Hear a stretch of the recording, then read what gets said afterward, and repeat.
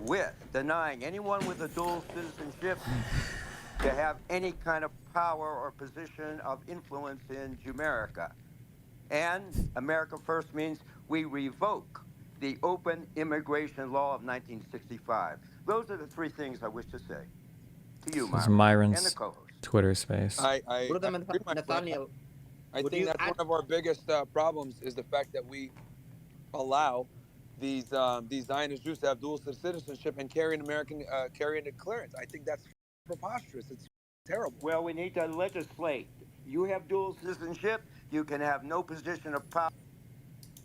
Because basically what you find in America is there can be people, let me just give someone as an example, Laura Loomer, who can destroy the United States or her akin in Britain, destroy it because she hasn't applied for the citizenship, Really want to although be if she here. did apply for it, she would get it immediately based on the supremacist ideology of the right to Yeah, we return. have to.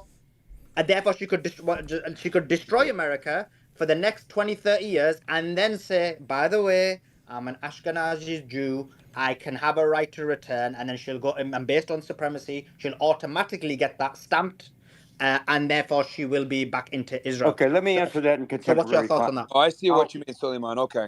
I'll answer that in contemporary context. I have a Muslim friend in Tunis who lived in Ramallah, and he reads Hebrew documents to me. And 500,000 Israelis have left since October 7th, especially with the imminent attack of Iran, which is not going to happen, by the way. They're going to do point by point assassinations if they do anything. Okay, so now 500,000 Israelis have left. Well, they're coming here. They have to be denied citizenship. We cannot allow them to have automatic citizenship, these Jews, because they're going to start taking over the country too. So I don't trust 500,000? them. So we have to revoke the open immigration 500,000 law of Israelis are trying to 1965 and immigrate to the revoke United States? all Jews Source? coming here from Israel. Hello? We shouldn't even allow them to come in, but we have to begin practically by not allowing them immediate citizenship. Yeah, no, brother Nathaniel, I see your perspective here. I think what Suleiman is saying is that it's because someone, let's say someone is an American, right? They have an American passport and they're in the United States. Well, but they're Jewish, right?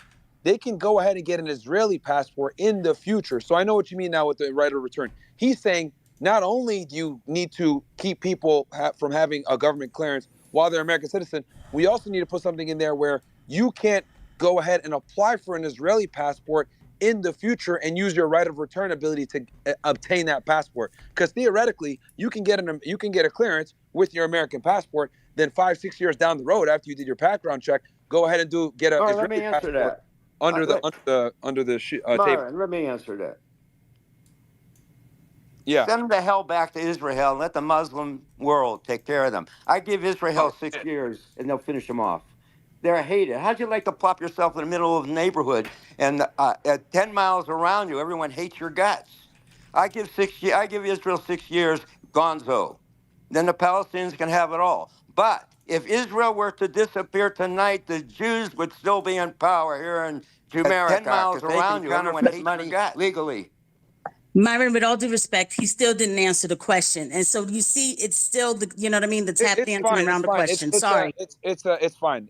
I think we all know where we stand with this situation. I think the right of return is a very valid thing to bring up. Where if you're an American citizen and you have a clearance, they need to sign a contract or something where they're not going to go ahead and obtain a Israeli passport. I think the whole. No, but how would that contract work, Myron? Because, like, let's say hypothetically, they were in Well, America. I'll tell you, Suleiman, how it would work. Once you have a clearance in the United States, the government owns you, bro. So if you want to go, because it's on you, like you have to do what they say to get the clearance. So you can absolutely put that on paper where if you're an Israeli, right, you could put in like a little excerpt in there. Hey, if you're of Jewish descent and you have the ability to obtain an Israeli passport, you must commit to not obtaining a Israeli passport while you have while you try to get a clearance.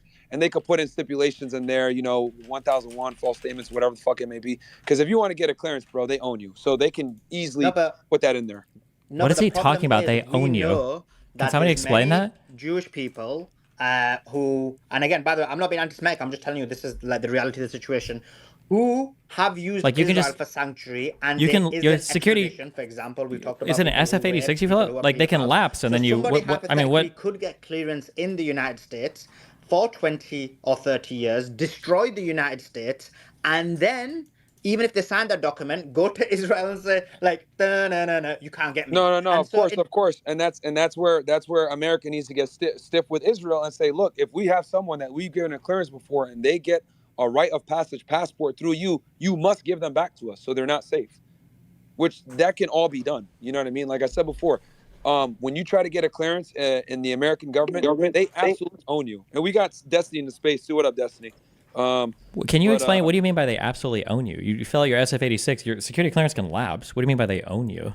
Okay, so when you go ahead and you try to get a security clearance, they pretty much own you, bro. When you do your your SF-86 or SF-56, and you have to fill out, because to get a clearance, you have to disclose who you've lived with before. You have to disclose all foreign nationals that you know, depending on the type of clearance. If you're trying to get a top secret or a top Yeah, I'm secret, aware of all of this, but how do they own you? You could just let your security clearance lapse. They don't have any futures there. You could, like, if quit you your want job and... if you want to stay employed, you have to get it every 5 years. If you have an SCI, every 3 years. Sure, but again, they don't own you. Like, you can still have, like, you can date No, foreign I'm saying people, you can do as a everything else. Like, you just have to make the disclosures, the proper disclosures, right? No. But if the prerequisite is to get the clearance, it's on you to satisfy what they want of the background check. I understand, but how does that mean they own you? You just have to make sure you can pass a pretty easy, pretty simple background check. It's not. That's the problem. It's not simple, Destiny. It's actually it takes 6 to 8 months for them to clear you. If it takes months to clear you, it's just because of the paperwork process. It's not difficult to get a clearance. It's not difficult to pass an SF-86. It's absolutely hard, bro. If that was the case, then everybody running around with clearance, it's not easy to get a top secret clearance at all. Okay.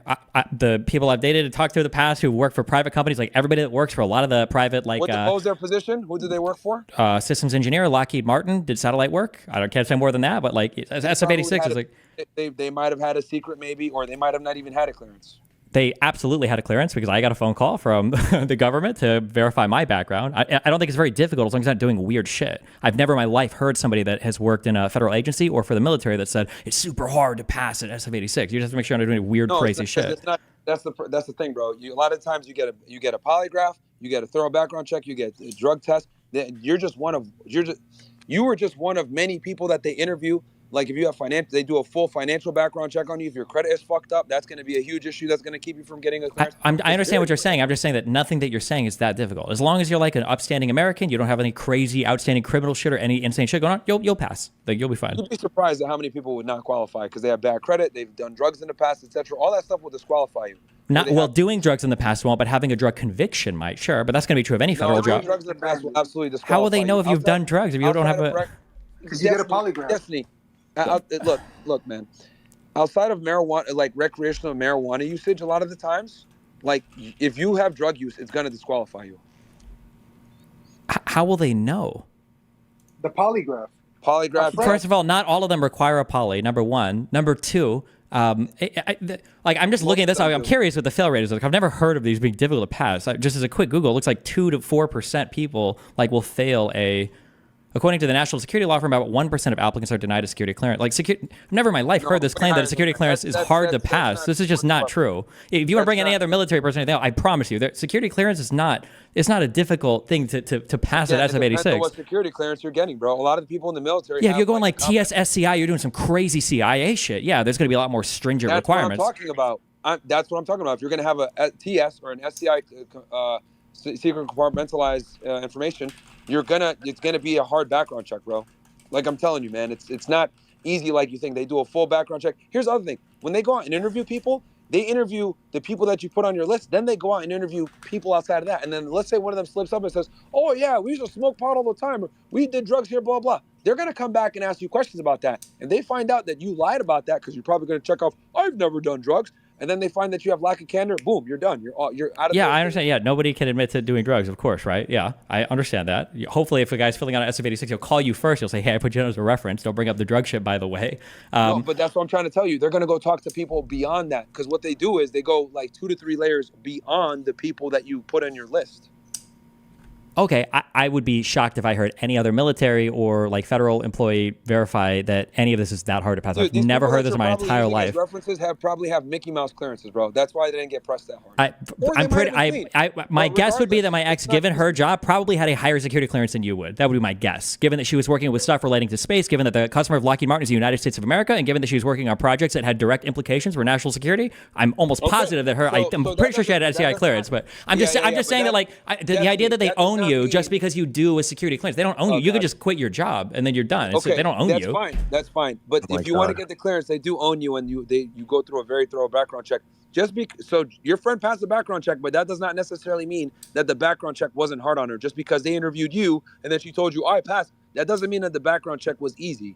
Like in general, she might have passed it easy for her, but a lot of people don't get clearances, bro, for a bunch of different reasons. It's not as easy to get as you think it is. Trust me. Sure. Okay, what is it when you say own you? What does that mean when you say own you? They do a background check. But they don't own any. They don't force you to do anything. They don't own you. Destiny is derailing your conversation here. 1000%.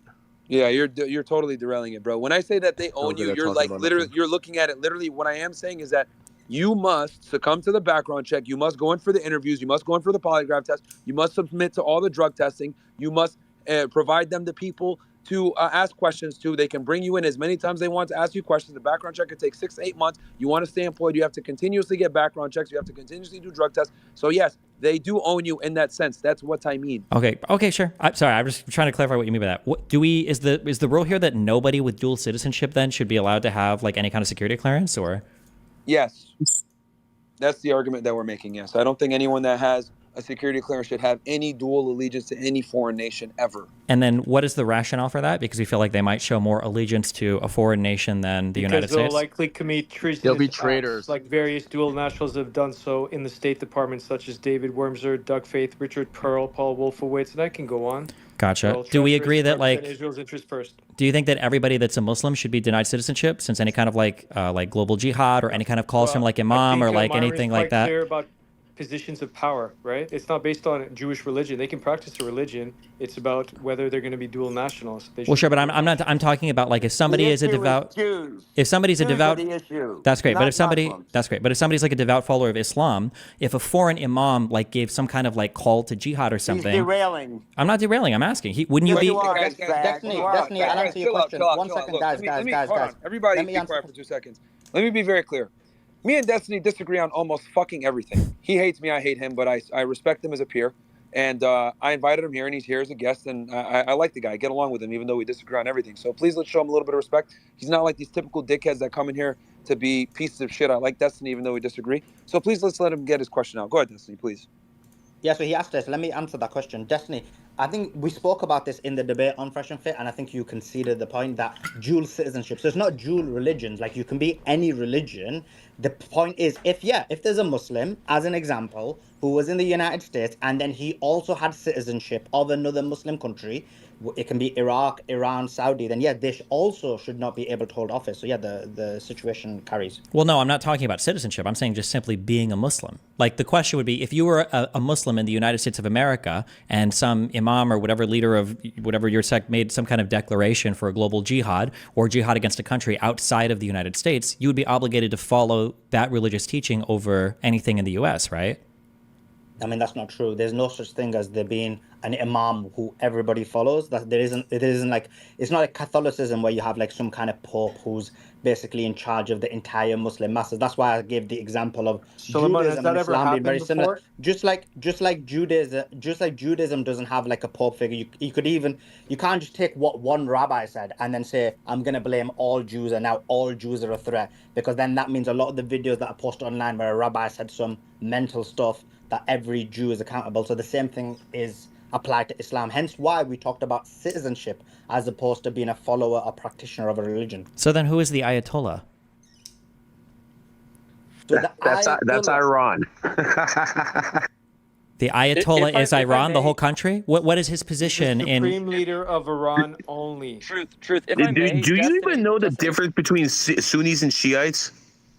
I'm pretty sure it has to do with the disagreement over whether or not Muhammad himself named his direct descendants or not. Shias believe that he did. I think Sunnis then knew you he would didn't. know. Then you know exactly Nice what try. Iran, Hey, nice Saudi try, Arabia, and dipshit. Jordan have very Hey, differences. nice try, dipshit. So you're telling me that fuck you too. there are no religious leaders in Islam that people look to for like a call Not to in war? the same way as the Pope. I didn't say in the same way as a pope, but I'm saying that if you're a Well, Muslim, that's what I'm telling you. Yeah, No, but but that's Destiny, nobody's let me asking that say something question. here. The Ayatollah only represents Iran and Iran's interest. Nobody looks to him for religious guidance. That's not what his representation is. He's just a representative of the Islamic Republic of Iran. That's it. but it's also Shiites, and they're only 15% of the population. So should Shiites not be banned relevant, from though. holding? Should Shiites be banned Can from I- can having security clearances? Can I just ask I why don't think we're so, even but- debating a hypothetical rather than addressing the actual issue that currently is presently in power here in the West? Like, why even ramble down this path unless it's purely just to derail and distract from the conversation? Well, because I think in the We're United talking about States, as power long in as you can America. pass We an don't want to talk about APAC. Hold on, guys. Myron has already made it clear that Destiny was invited as a guest, and he wants him to be able to speak. So stop doing the derailing accusations and stuff, and let him speak. I mean, it is though. Like, we're not being disrespectful by Yeah, saying but that's praise fine. America. But that's I like it's watching the Myron's show space. too. Yeah, but it's Myron's space, and he wants his rules. So Either. Would you agree, though, that it's silly to debate a hypothetical rather than addressing the real factual reality that we all live in at the moment and can see all around us? It seems like a waste of time. Well, sure. The real factual reality is if there's no like constitutional restriction on who can serve in the government or who can have a security clearance, as long as you can pass the security clearance background, I don't know why would we restrict it on people who have Well, dual APAC citizenship. should be registered with FARA, Destiny, but it's not. Why should is that? APAC be registered with FARA? Because it represents Because they were Israel going to first. be until John F. Kennedy was murdered, who had the intentions of making that a reality. Wait, why would they register? It's a domestic Because lobbying it's a foreign firm. lobby. All right, hold on. No, wait. It's not a foreign lobbying firm. It's domestic. Hold on. Because I already know that we're going to go down the rabbit hole once we get into FARA. Before we get into FARA, because I know this is a topic that Destiny actually is knowledgeable about. Before we get into this FARA thing, I just want to understand with the citizenship thing. Not really at all. Destiny, our stance is simply this: you cannot have dual citizenship to a foreign nation. That means carrying another passport, etc., and have a government clearance. That's our only stance. That's irrespective of religion. I don't care what your religion is, what you practice. We're talking strictly nationality and holding a clearance in the United States. That's our stance. Do you agree or disagree with that? You disagree, right? Yeah, I feel like I would disagree because it feels like if that's the goal, what we're trying to do is we're trying to prevent people that would have loyalty to another nation. But Yes. yeah, but the reality is that like if somebody was going to defect to another country or do some crazy shit like that, they just wouldn't have the dual citizenship, right? You would just like Russia would make a promise like with Assange or Snowden, they'd say like, oh, okay, well if you do some shit, like we'll take you afterwards. Like they'd never have dual citizenship in the first place. Okay, I see your argument. Well, the thing is that when you have a clearance, etc., right? Like, well, okay, I'm not going to go too much into this, but put it this way: your travel is monitored. So if you want to go ahead and do any of this stuff, it's going to be a lot harder for you to travel, especially to an adversarial country while you have a clearance. Sure, but I mean, if that was the case, I'd rather have people just have the dual citizenship because then at least it's on the heads up more, right? Oh, this guy's a dual citizen between here and Canada or here in Israel or here Iran, or, well, not Iran, but you know, whatever the fuck. So I don't know if you're I'm sorry, I don't know if Canada has dual citizenship, but I'm just saying like you would know then, right? No, I understand that, but like you got to understand, Destiny, that like if you have a clearance, there's no other country that you can have a dual citizenship unless it's Israel. You must renounce all citizenships to any other country except for Israel. That's the issue. It's not equal across the Is board. that true? Okay, I'll look into that more, I guess. Fair enough. No worries. Okay. Now I guess you guys want to go on to FARA.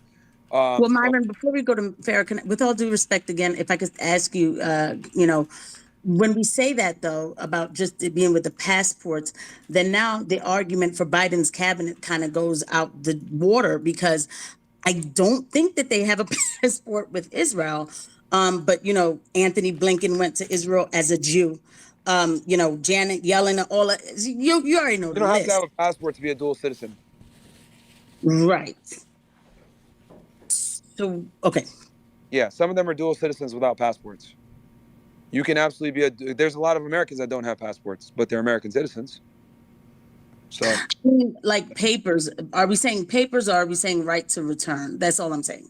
it could be either or. The right to return obviously is done before they take on and gain that citizenship, but then some of them actually have dual citizenship. Okay, just also as a quick thing, so I don't see anywhere where it says you have to be only like an Israeli dual citizen. It seems like for the State Department, dual citizenship will be continue to be evaluated on a case-by-case basis. There's no blanket rule regarding dual citizenship. I don't know where this came from or this. Translation. Interesting that there's no other dual citizens besides Israelis. Hold on. That's very interesting, though. Yeah, Destiny, I'm here I'm telling you, bro. You cannot have especially you want to be a special agent or have a clearance or something like that. you cannot have a citizenship of another country. Israel's the only country that you can have it. That's why they put case by case to create the illusion like it's okay. Wait, But so then if promise I can find a single dual citizen that has a security clearance, then your argument is defeated, or what is the? then I'd ask you what's their position. They're Okay. Yeah, a probably lot of the times they're allowed to have it.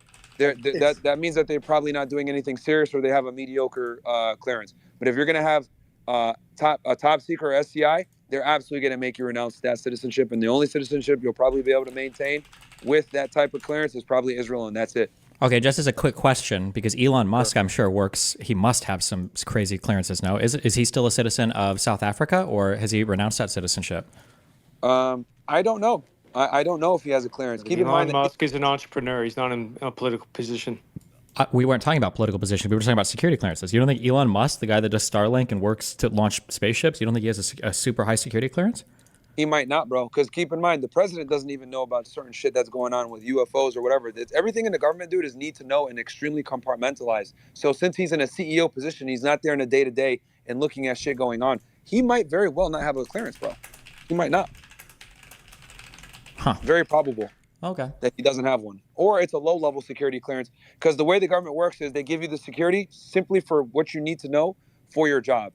So I wouldn't be surprised if he either has no clearance or a low-level security, and that he's only able to access certain things. Because remember, he's in a managerial CEO position. He's not there day to day dealing with the new tech and all this other shit. So, but anyway, I know you guys want to get onto FARA, so I'll just kind of dead it there. I know you guys want to talk about FARA. So there was the argument is that APAC Looks like he has doesn't some security register under clearance. FARA, I don't know if the government. creates issues in the United States. I know some people. I think Ian and Truth were going into it. Go ahead, Destiny. I know you have a thing on FARA. I watched a little bit of stream earlier. Go ahead. Oh no, I just didn't understand the argument. Like if APAC is like a domestic lobbying firm and they lobby for whatever thing, as long as they're not accepting money from another country, I don't think they have to register with FARA. There's no transactions to register. There's a domestic lobbying thing, right? Okay, well, it's not a domestic lobby. It represents a foreign interest, being a foreign power, and that country is Israel. So it represents Israel first, so it's not domestic anymore. And JFK did try to register APAC. Back then it was called the American Zionist Council with FARA. It was one of the reasons why they assassinated him. Wait, what do you think? What do you think domestic means? Domestic means you should represent the interests of America. No, that's not what that means. Domestic just means that it's like by U.S. citizens and it's got U.S. citizen money. It's domestic. You can have a domestic lobbying firm for Mexico. That's just it. But the money actually does come from foreign entities as well, because many of the subversive interests that actually commit money towards AIPAC, actually many of them were Israeli Jewish gangsters. They're the ones who first funded the American Zionist Council, do actually derive their money from Israel as well, because they do have interests in Israel too. So it's not just domestic money that comes into AIPAC. It doesn't matter if they derive money from Israel. What matters is who the donors are, right? Oh, so now you're saying it's no longer domestic. No, what I'm saying is that if I were to make money, from people in some other country or whatever, if I were to make money working at some other place, if I donated to a particular firm, if I donated to some lobbying group, I don't know if that lobbying group has to register my donations as being foreign transactions if I'm a domestic U.S. citizen. I don't think the sources of all my income have to flow through like that. But that's not the purpose of what AIPAC is. AIPAC is there to represent Israel's interests. There's nothing domestic about AIPAC. You're trying to argue about where the source of the money comes from. That's what it's about. That's what FARA is about. FARA is about... FARA is supposed to... Exactly. So if Qatar or Saudi Arabia donate money to American universities, which they do, they are registered under FARA. They are a foreign entity now, providing funds or just giving charitable donations to, say, various American entities. They're registered under FARA. That's correct. But if there were Persians in the United States that wanted to create an organization called Students for, Iran or something, and they were to donate money to schools, they wouldn't have to register. They're American citizens. It doesn't matter if they're... Well, first of all, that's another hypothetical, and you don't know that. You just made that up. I know. So what do you think? FARA is for foreign agents. What do you think foreign means? It doesn't mean foreign interests. It means people that aren't U.S. citizens. And Israel is a foreign agent. But Israel is not AIPAC. Just like Epstein, we're all no, you're not. Let me add this, Destiny. I will say that Scott Ritter, who's an American citizen, he literally just got raided by the FBI for potential violations of the FARA Act, and he's an American citizen. But they look at it like, hey. Yeah, but hold on. If he got raided, was it because he was taking foreign money without disclosing it? No.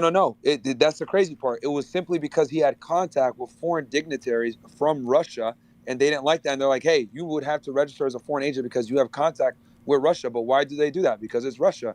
versus we have people here lobbying openly for a foreign nation, and they could be American citizens, but just because you're an American citizen doesn't mean that you're not subject to FARA. Hold on. And we Okay. can see that with Scott Ritter, literally 2 weeks ago. Okay. Myron, I'd Wait, like wait. to You're write- conflating. You're conflating the. Destiny, before you carry on, I'd like to let you know what FARA's purpose is. Essential purpose of FARA is to promote transparency with respect to foreign influence within the United States by ensuring the U.S. government and the public know the source of the certain information from foreign agents intended to influence American public opinion and policy. So you see, AIPAC is 100% representative of Israel's interest, and there's nothing domestic about it. It's to disclose their relationships, activities, and related financial But if you look at what compensation. AIPAC actually does, it literally writes legislation for congressmen. That doesn't and it matter. provides handlers for American congressmen, as Thomas Massey put it. Each American congressman has 1 or 2 AIPAC handlers whom they consult as to what they can and can't say for press conferences, for instance. Doesn't matter. This None is of that undue matters. influence. None of Now that they're matters. compromised. Well, it does matter because now they all have to be Israel first. They all have to be able to provide Israel with funds consistently through foreign aid package at a minimum of $3.8 billion a year, irrespective of whether that is subversive or to the benefit of America. It's now unconditional allegiance. It doesn't matter. Israel. If you wanted to, you could make a domestic firm where you talk about how cool the Soviet Union is or China is, and you register and you donate to people just to do Chinese talking points and everything. You wouldn't have to register with FARA if you're just Americans. You're once again speaking in hypotheticals. I'm not All of speaking. these Why do you keep lobbies saying you I'm speak speaking in of- hypotheticals? If you want to speak Well, in then actualities, Name one. Name one a what? foreign lobby that has undue influence on Congress that provides handlers, as Thomas Massey put it. Wait, and that's also not a provides foreign undue lobby. You don't know what- influence. I can also claim. Hold on a second. Also can claim that 98% of all candidates are AIPAC sponsored. Name me another None lobby of that. comes None of close, that. a None of that foreign has to do with anything. If you're foreign one. Oh, or really? domestic, I just defined what if you're FARA is for. foreign- I just defined what Yeah, FARA truth is for. teller, truth teller. You It's- guys are speaking past each other. Yeah, What Destiny is arguing is that Destiny's saying if you're American, you are not subject to FARA regulation. But what I think Truth Teller is saying is that if you're acting on the behalf of a foreign government, regardless of your citizenship, whether you're American and domestic lobby group or not, you still have to register under FARA. And I would agree with the latter. And the reason why is because we literally saw Scott Ritter, an American citizen, get raided by the FBI, even as an American citizen, running his business out of America, etc., because of his associations with Russia. So we know for a fact now that you can be an American citizen, be based in America, but if you have relations to a foreign nation, you can still have to register under FARA. correct relations. But the scope of FARA, the scope is for it's for disclosure of people that are under control of foreign governments or organizations in foreign governments or organizations in foreign countries, or if they act under the order, request, or the direction of other foreign entities. It's if you can be American citizens. So that kind of shifts the debate then. So let's say, so now that we've established that you can be an American citizen and still have to register under FARA. Correct. So now it comes down to, is that interest or that person or that group, are they being controlled by a foreign government? I think you can make a strong argument that AIPAC is probably being controlled to some degree or has some influence from the Israeli government directly, to a degree. Well, then you have to, if you demonstrate that, then that would be a FARA violation. I'm sure we'd be able to find some kind of connection, Destiny. Come on, man. It is there's FARA violations, but they just get overlooked because it represents Israel. If it was any other country, you're right, the violation would be called out. So there's a double standard. I mean, Destiny's been Israel's most vocal opponent on Twitter and Spaces for quite a while, so maybe we could register him. We know he got platformed by Ben Shapiro and the doctor right after he started supporting Israel. How interesting is that? Hold on, I'm so curious. Do you really believe that there's like some kind of like Israeli-Jewish collusion there? No, I 100% believe that someone got in your ear, said, yes, listen, bro, if you just take this side, we're going to get Shapiro and everyone else to start platforming you, and voila, here you are. Max, it was Norman Finkelstein that he was platformed with, big influencer in the Jewish lobby. Wait, actually, I mean, Destiny, Candace actually insinuated that in her own speech. She was like, they 100% have people that they find the weird kind of porn they scroll on, these degenerates, and she mentioned you name by name. Yeah, she did that while she was doing a space right alongside Andrew Tate, who's accused of sex trafficking and rape, which I thought was funny. Listen, if you've got people like Candace Owens and you've got like other big content creators and they accuse me of being funded like internationally by people, find some third party. I will gladly disclose all of my income sources if they agree to do it as well to a third party that wants to go through them. I would gladly do that, 1,000,000%. Fair enough. That's great. Destiny, when you went to Israel, was it all expense paid, or did you cover all of your own expenses? I covered all of it and the expense of the crew that came with me. Okay, fair enough. I think that's the biggest problem too. We're giving billions of dollars to Israel that they can just turn around and fund it right back into the lobby. Like, if they want to, you haven't proved. You have to show they fund the lobby. You have to show that somehow. Billions of dollars, bro. Billions of dollars is flowing through that we can't account for. How did you get platformed right after you took this position? Brett, what are you talking about? Dog, I've been streaming for 15 years. What are you talking about? Ben Shapiro just platformed you after you were a staunch supporter of Israel. We know this is a fact. Ben Shapiro wasn't the one that platformed me. It was Lex Friedman. Okay. Again, you got... I know, facts are like very unfortunate for you. I know, I'm sorry. Yeah. Destiny, do you read Hebrew? No, what? Okay. I think that we are. Read Hebrew. Okay, I'll show you the documents that are translated, just so if you don't believe the translation. I'll show you the documents that were just released 3 days ago showing the law firm that was hired by Israel to hide money that was supporting lobbies in the U.S.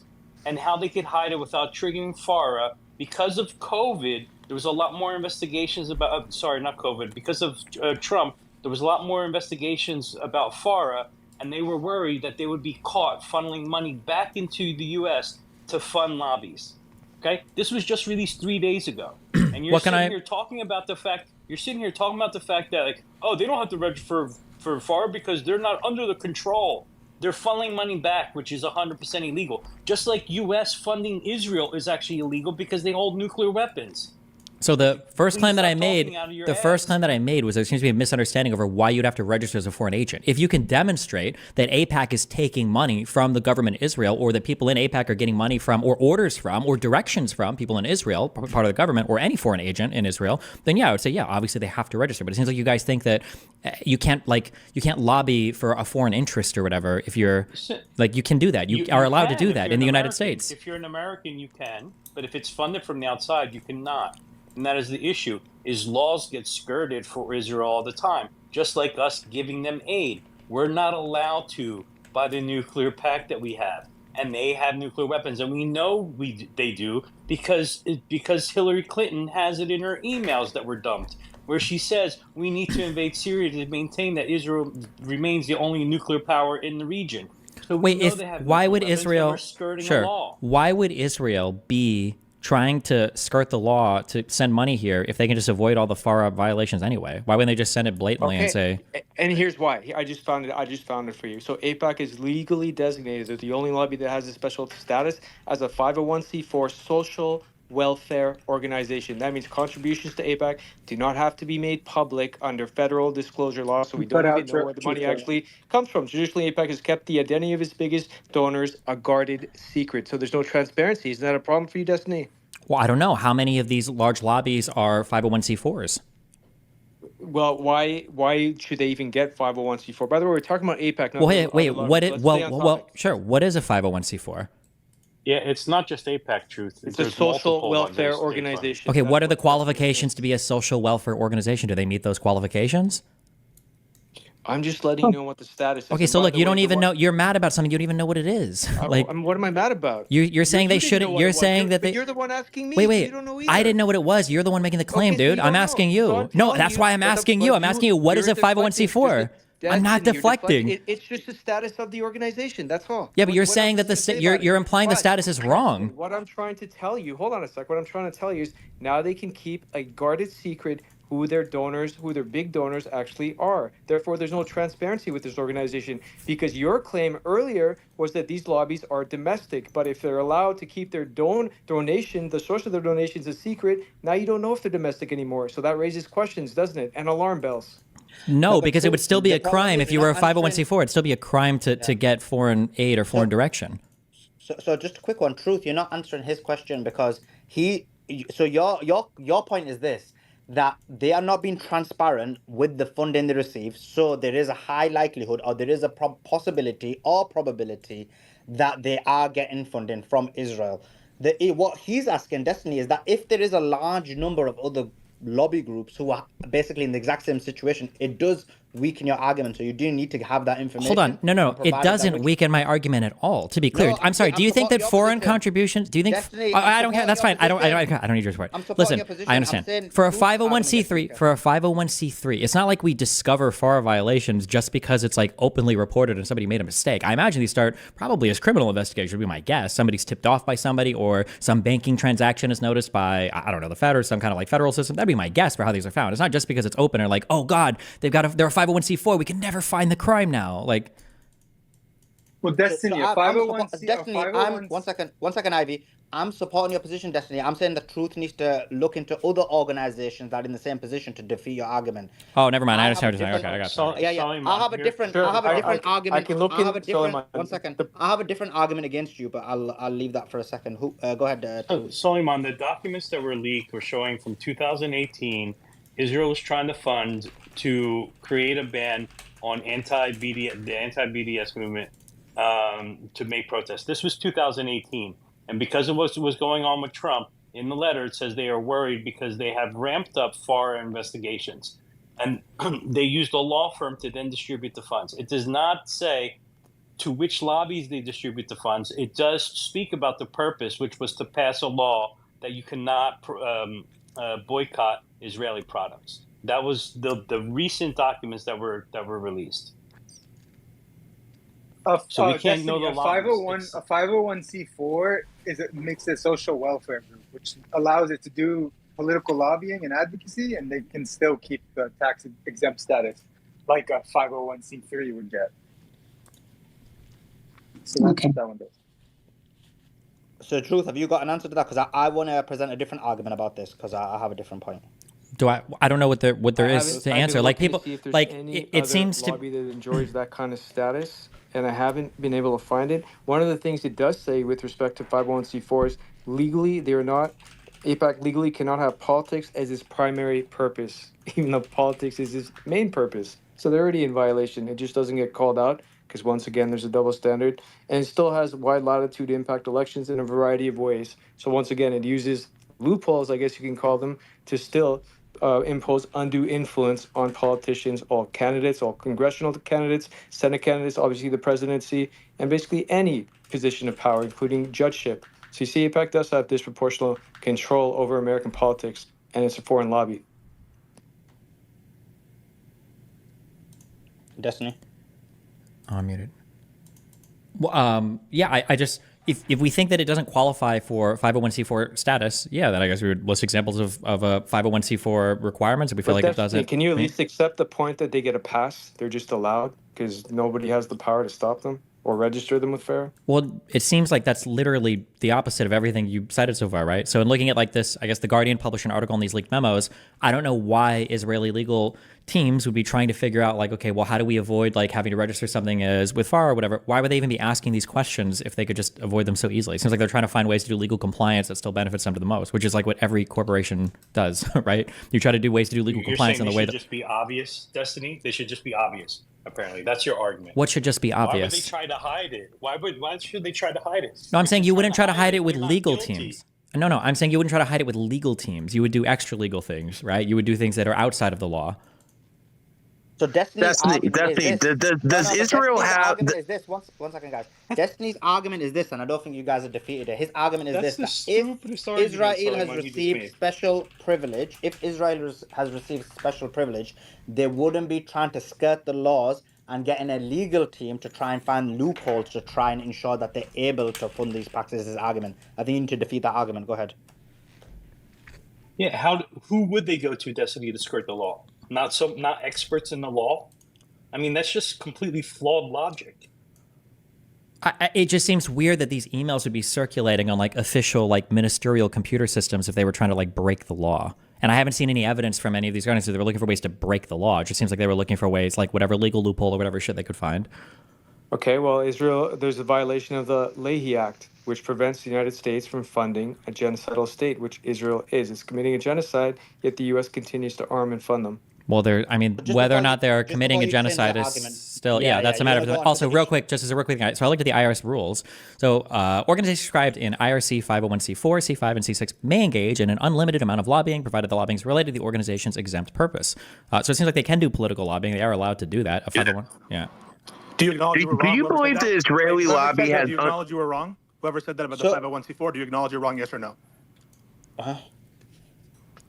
So my argument, the kissers here. Oh boy. The person who said that. Okay, here's what we're gonna do. We're gonna do turns, okay? And Suleiman has something to say. So just go, chill out. Yeah, just the Destiny. So my issue is this, and because I think we're going way too much into the minutiae, and obviously I've let Destiny, Truth, and Joe go back on this, but the real issue is this, and it comes back to the very same argument we're talking about in terms of dual citizens, in terms of people who have a right to return. You basically can have a scenario where people in America can have an APAC lobby, American Israeli PAC, it's in the name, where they can finance that PAC to ensure that Israeli interests are put before anything else. They can ensure that politicians are put in place. So again, it comes back to this idea about now a PAC being formed that puts the interest of a foreign nation before the interest of the United States. So the argument here is there should be no PAC. There shouldn't be an APAC, which is American-Israeli PAC, just like there shouldn't be an American-Iran PAC or an American-Saudi PAC or American-Pakistani PAC. There should be none of these PACs because in reality, it should be American interests rather than basically people who have dual citizenship or the ability to right to return to Israel to basically fund American politics directed the way they want, even if it isn't in Americans' interest, and then later go back to Israel based on the right to return or go to Israel based on dual citizenship. That's my argument. Sure, I understand. Yeah, I understand what you're saying, but real quick, just as a quick response to Suleiman. One sentence. Let Destiny go. Well, you can do one sentence if you want. Go, Destiny. Oh, okay. Well, I was going to say respectfully, okay, because I don't know what all the laws around the world are, how every country does their thing, okay, so I can only speak from the perspective of an American citizen. In America, we have really wide protections for freedom of speech. If somebody wants to advocate for another country, or they want to advocate that we should be bigger allies to another country, or we should do things to another country, in the United States, I think that's your First Amendment right to do that. I think it's really dumb. I don't like the people that support Russia over Ukraine. I don't like the college kids that support Palestinians over Israel. I understand you guys might not like those positions, but like personally, I don't like those, but I think those people should be allowed to do it. If kids want to protest and say, college kids for the Houthis, or if somebody wants to raise money in a fundraiser and, donate that money to fucking, I don't know if Hamas is a designated terrorist organization, but like the Palestinians or to fucking Russia or whatever, you should have the right to do that as an American citizen. I think it's our First Amendment right to do it. As much as I might disagree with that, I think it's an important cornerstone of American freedoms. No, but Destiny, protesting is different to a PAC that literally ensures who your politicians are going to be. So when they say we ensure 98% success rate in terms of Congress, in terms of the Senate, I believe the percentage is about 95%, you're basically deciding who is going to be the leadership in America. You're deciding who are going to make the laws in America. You're probably likely deciding the president of the United States. That's different than basically some college kids protesting on campuses. Yeah, but my guess is going to be that when AIPAC says that they guarantee like 98% or whatever their people, it's probably not that they're making them win. They probably just back candidates that are already pretty popular. Like most older Americans.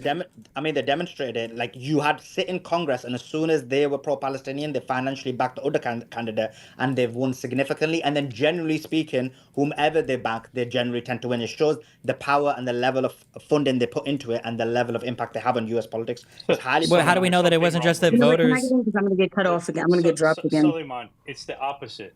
They don't fund politicians. They fund ones that are anti-Israeli. So they don't even go for the ones they're supporting. It's if someone speaks up, they will fund the opponent of the person who speaks up against Israel.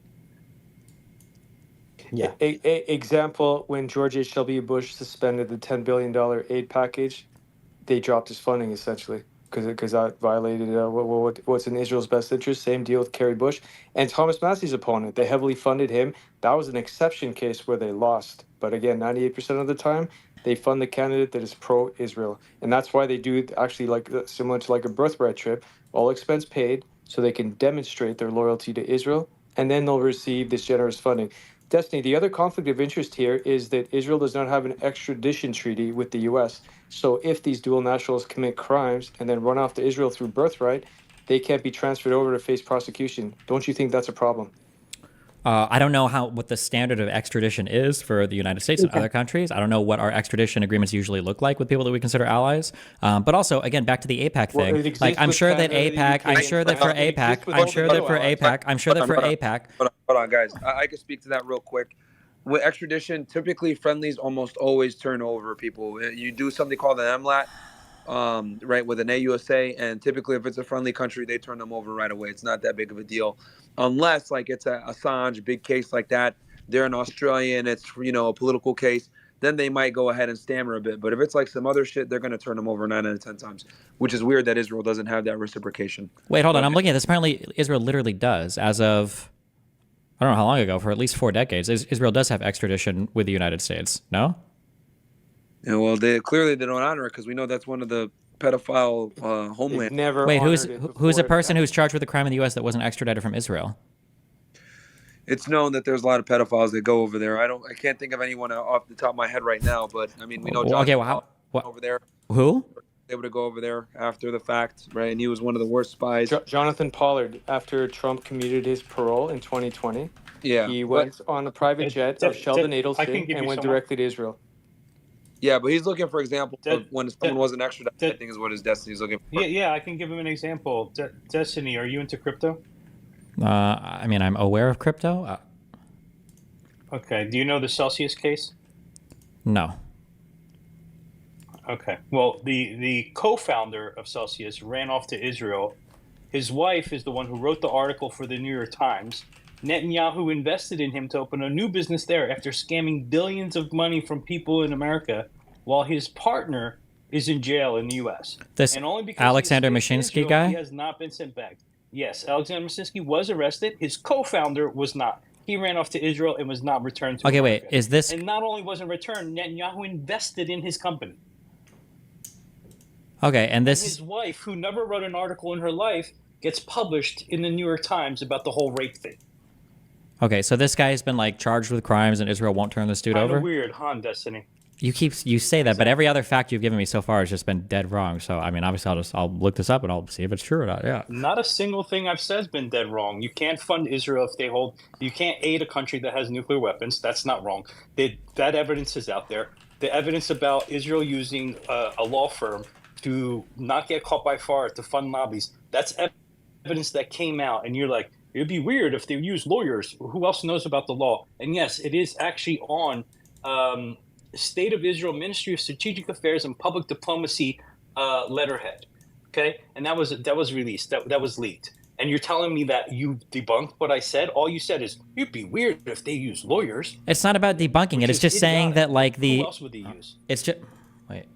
No, you literally just. Okay, wait. It's not. No. What I'm saying is that like. What I'm saying is that if is a leaked. Okay, let me know when you're done grandstanding.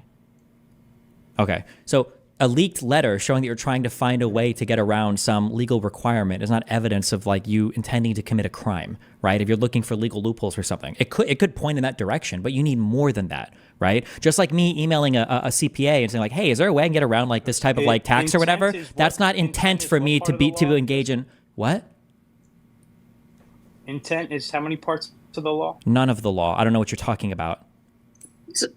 Are you really going to appeal to common vernacular when trying to lecture me about criminal law?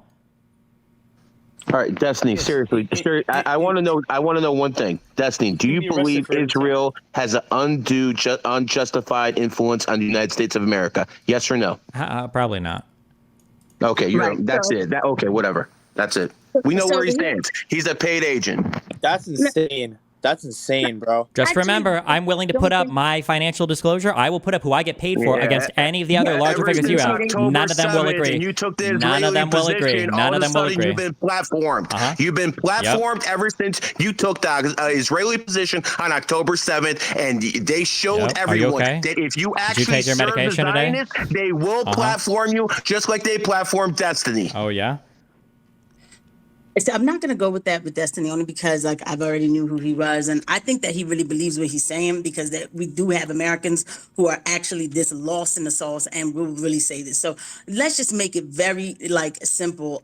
Like Suleiman was saying, dead the lobbies, because we're still talking about the Israeli lobby. We haven't even gotten into like the pharmaceutical lobbies, everything, all of which is Zionist control, right? Dead the lobbies. They're not American. So that has to go. And then repeal the Civil Rights Act for me, please. Okay. So we can start getting some discrimination. So then our government won't look like it has a certain group of people in there, way too many of them. I don't care if somebody discriminates against me because I'm black. I don't care. I just want a system that works, and it's not working. Very quickly, Destiny, since you wanted proof about the use of the birthright, essentially, it's in the nest, you can see. So many accused Jewish pedophiles in the U.S. flee to Israel based on a report. Jewish community actually reported 60 of them. Jewish Community Watch accused of child sex abuse in the U.S., and they went off to Israel to avoid prosecution. Israel's trying to legalize pedophilia there as well, by the way. Hollywood director, latest sexual predator to find refuge in Israel. You see, it's quite systematic, Destiny, whereby these Jews commit crimes in the U.S., pedophilia, for instance. There's 60 in the example, and these are Jewish sources, by the way, and then they flee to Israel to avoid prosecution. Yeah, I'm just looking for a couple names. So you see, okay, if I give you a few names, then will you be satisfied? Well, I just want to see a couple. I just want to see anything. Sure. So, like, for instance, so I looked at this. I looked at the Celsius founder guy. Since you look up the pedophiles, because you might be one yourself, I'll look it up for you. Good one. Okay. I've seen your text messages with the minor. To be able to talk this fast. What? I have a quick question for Destiny. So, how are you, Destiny? First off, nice to meet you. Yeah, let's try to avoid that. So when it comes to, I remember if you guys want to put up your hands, that'd be helpful too. Besides Destiny, okay. obviously. So when you debated, is there any proof the CEO guy even fled to Israel? Can somebody link me information on this? Jocasta, can I finish that thought? Because I feel like it was glazed over. Like, I'm saying to cut down. Ivy, were you speaking over me, or can you not hear me? Okay. I can hear you, bro. I can hear you, Jocasta. Go ahead. All right, beautiful. So this is the question. So with Destiny, I know that you debated Nick Fuentes and Suleiman on Fresh and Fit. They were excellent debates. My only question to you is, I don't think that you really had any strong arguments to defend the point that Israel is our greatest ally. Why exactly does Israel benefit us? If you don't mind, especially during the Nick Fuentes debate, can you go over why exactly Israel benefits the United States as an ally? Yeah, I mean, I don't know if I would say Israel's our greatest ally. I would say Israel's beneficial to the United States because it gives us a strong foothold, a strong ally in the Middle East, and it helps us stand in opposition to countries like Iran, and it strengthens our relationship with Saudi Arabia by working as resistance to Iran. Generally, democracies seem to favor like alliance with the United States, so I think, yeah, it's good for us to have. Yeah. I'm answering your question. Mordecai Yomvov, he was actually found guilty, he pled guilty in 2002 to abusing 3 boys before fleeing to Israel to avoid prosecution. He took off. Mordecai, okay. Again, just as a real quick thing, I looked up okay, I'm going to look this guy up. I looked up the Machinsky guy. It seems like I can't find anything about what you were saying with that he fled to Israel or any of that. And he actually assaulted 3 other boys. Okay, you're just going to ignore that. Okay. 10. How do you spell the Mordecai's guy's last name? Mordecai, you can spell Yom Tov, Y-O-M.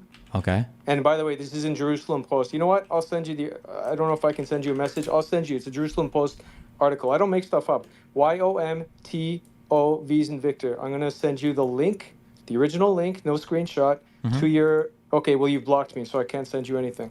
You're going to have to unblock me, and I'll send it to you. Don't worry. I think I found the article. I'll read it. Very good. Very good. Destiny, what did you say? Destiny, maybe you can get Israeli citizenship, too, in case you get prosecuted for your crimes. Okay. Let's enough of these cheap damn shots with Truth Teller. Always has something smart to say. Listen, I don't like Destiny, but let me just make this clear. He's obviously a very intelligent man. He's way more articulate than you, Truth Teller. But the fact of the matter is this: everyone, even with a small IQ, understands that Israel, the Zionist lobby, has a strong influence over America, except you. Except you. And here's the fact: is you're not stupid, bro. You know what you're doing.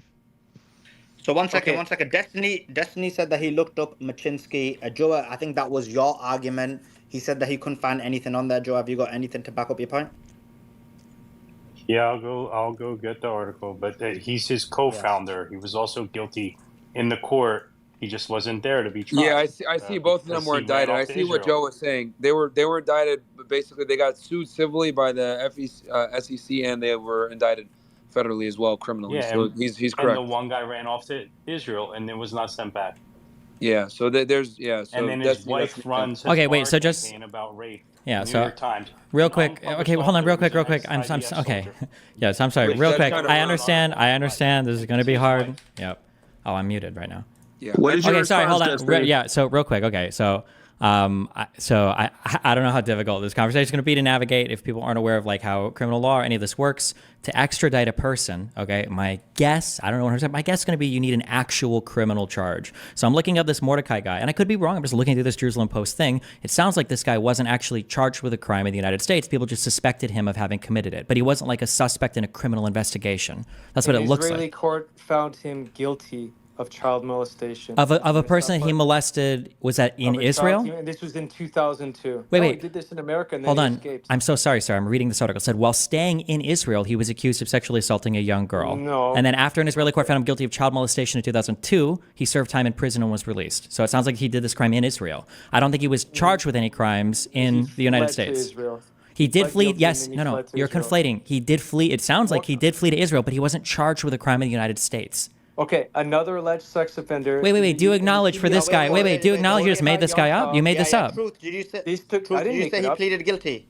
Did you say he pleaded pleaded guilty in America? in 2002. Yes, in America. In America. For using 3 boys before fleeing to Israel. Okay. So Wait. He said he pleaded guilty Destiny, in America. I'm gonna since you like to lie, and you're a Just put it on the pathological nest. liar. I've Truth, heard you on just debate. put it in the nest. I'm gonna actually create a thread out of this now, and then I'm gonna tag you in it too. No, wait. Truth. Your claim, put it in the nest because we've got people listening and they want to see the veracity of what you're saying. Just put it up in the nest and then people can see whether he was charged. Whether he pleaded guilty in the United States or not. Go ahead. Okay, one quick favor. Wait. Make sure to include inside of that Scott Ritter was twice convicted pedophile. You make sure to add that. I think I might be looking at a different guy. Hold on. Wait. To the other guy's point. Who the fuck is this random guy talking? What the fuck? To the other guy's point, I'm looking at this. It looks like the name that I'm looking at is another guy. So his article might be correct. I haven't looked at it yet. So I think I have a different guy. Ivy, dude, no more randoms just coming up. Destiny, you can unblock me and I'll send you the correct article so you can stop lying to people. You're embarrassing yourself. No one is. I'm not. I don't know why you would imply I'd for be. someone to unblock you, Truth. You're pathetic. Truth, you just put your evidence in the net. You do your nest. Yes, you don't sir. need to send it You got to it. Destiny because there's. Fair enough. It's not just about Destiny. There's like 3,000. Okay. What is the nest? Where is that? It's just going to be above. Once he posts it, I'll scroll up. I'll let I you know know you're that on your it's there. computer. You got to scroll up a bit above the people's names, and then you'll see it above. It's there. People could put links and stuff like that. Okay. We got. I'll wait there. And you can, Myron. Sorry, I put one up there too. You can scroll left and right as well. You put the DOJ stuff in there, right? With these guys getting indicted? Yeah. No, I put the thing about the Guardian released the documents from Israel showing they were trying to skirt FARA law and fund lobbies in the U.S. Okay. And Destiny, I could that's put in the the DOJ Guardian. thing in there, but yeah, they got indicted, bro. I looked it up. Both those Israelis got indicted for the Celsius thing and charged criminally. Hey, Myron, I can speak to the Celsius one. I've got a 20 million claim in the case, so I know the case really well. The co-founder is S. Daniel Leone. That's the guy you're after. He's now got a startup with the Prime Minister's Office of Israel, and one of the biggest parts of the 35,000 ETH was stolen from a company called Badger DAO, and Badger DAO, the investors in it was family members of President Netanyahu. GK8 was the other company, which is an Israeli security company. And all of those were involved in the fraud. It was a $10 billion Ponzi scheme where $3 billion went missing. Alex Mijinski is facing up to 115 years. He'll be but I understand all these things are bad, okay? But I'm just not seeing the fleeing from the U.S. using like. Yeah, no, he's currently in Israel and he's the co-founder on the same level of Alex. Who's Mijinski currently in Israel? Daniel Leone is the co-founder. Okay. Shlomi Daniel Leone. S. Daniel Leone. Okay. Co-founder, Celsius. Okay. So now when I look this story up, I'm going to see that he's avoiding charges and avoiding criminal everything by hiding in Israel, and Israel's not cooperating with an extradition. I didn't know anything about extradition. Simon, at the moment. I put up the link and also the story about Mordecai Yom Tov. You can see the assault took place, Suleiman, in Los Angeles, and after the individual was freed on bail, he took off to Mexico and then went off to Israel to flee and avoid further prosecution. There it is, Destiny. And this is a Jewish source, by the way, just for you. Okay, I don't know what a Jewish source has to do with anything, but it sounds like if he's Jerusalem Post, so you can't say, oh, it's just some third-party source. I haven't said, so to be clear, I haven't said that for anything. You're literally creating straw men and then crying about them. I haven't said that at all. Take a look at it and then see if you still want to defend pedophiles. Go ahead. Okay, no one here is defending pedophiles except for probably you, because you seem really obsessed with talking about them. So the question is... Guys, let's not go at each other, okay? Like, you guys have been going at each other for a while. I have not been going... Oh my God, going at each other? Just to be clear, this kitty fucker has like called me a pedophile like 15 times, okay? If he wants to not go at me, that's fine. I won't go back, but like I can't, yeah, like geez. I know, I told them this. Okay. We're going to move on. Okay, so this link is going to appear up near Myron Gaines's thing, or? Yeah, just scroll up and you'll see it, and you can flick through, like you could tap. Myron, I'll DM it to you so you can send it to him so he doesn't have any excuses. Give me 1 sec. All right. Yeah, but yeah, I think the stances are pretty. You know, I think the issue here is foreign influence in American government with AIPAC. You know, and then the other issues that stem with it, whether it's the extradition situations, funding a nation that has nuclear weapons, which you know we do know for a fact that Israel does have nuclear weapons. Like you know, JFK actually found out about this. Wait, why are you saying? Is that like against international, or what? What do you mean by that? Yeah, so Joe was talking about this, that we can't be giving foreign aid to a country that has nuclear weapons. If I'm not mistaken, Joe, what was the Wait, why not? We don't send foreign aid to ever to like Pakistan or to. It's the nuclear agreement that we have with Russia and all the other nuclear countries. What is it? What's the name of the agreement? De-escalate that we would not fund it. Let me look up the exact name so you don't get your panties in a twist. Okay, hold on. Just to be clear, for me, wait, hold on. Just to be clear, for me, ask. Hold on, wait. Don't give me another one when I haven't even looked up the one you sent me. Okay, for me to ask what the name of the treaty or the agreement that you're referring to is, it's not getting my panties in a bunch. That's just me asking to make sure that you're like giving me a real source and you're not just like speaking out of your feelings. Okay. When you call other people kitty fucker, you're gonna get it back. So first of all, you talking about me getting upset about asking for a source has nothing to do with giving it back. Number two, that guy called me a pedophile like 15 times before I called him a kitty fucker. Okay, so calm down. All right, Destiny, I put up 10 more names of Jews who committed pedophilia and then ran off to Israel. You can see for yourself. It's in the nest. I DM'd it to Myron as well. Wait, hold on. To be clear, the claim wasn't... calling you names. Yeah, the claim wasn't that they ran off to Israel. The claim was that Israel doesn't cooperate with the U.S. for extradition, right? That's correct. None of them have been sent back to America. Wait. Has the United States requested extradition on any of these people? Why would they? You have no idea. So I don't even have to look at these now. So you're telling me that in none of these stories... Oh, gotcha. Okay. So you're okay. You're okay with but Destiny, that's a false argument, because in reality, what happened between the U.S. and Israel is, I believe it was in the 70s or 80s, the extradition law was changed, and then Israel had to extradite to the U.S. Then there was that famous case of Samuel Shinben, where basically Israel was unwilling to extradite. It caused a big frenzy in the United States, and then finally they agreed that he would be tried in Israel, not the U.S. So after that, what's generally speaking happened is America don't ask because they don't want basically to be exposed of the fact that Israel's unwilling to send people back. So Samuel Shinben was a major well-known case. There's actually like academic papers written on this in terms of the geopolitical implications of how America was embarrassed by Israel because they wanted him back for extradition. I believe he committed murder, and then in the end he got tried in Israel because they were unwilling to send him back. So after that, basically my point is, it's rare that United would ask for someone back because they just don't want to get embarrassed again.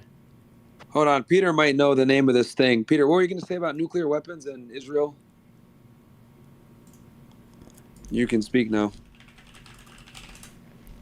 So that's Samuel Shinben. Go ahead, Peter. Yeah, I don't know why I won't let him speak. Yeah, you got to unmute yourself, man. But yeah,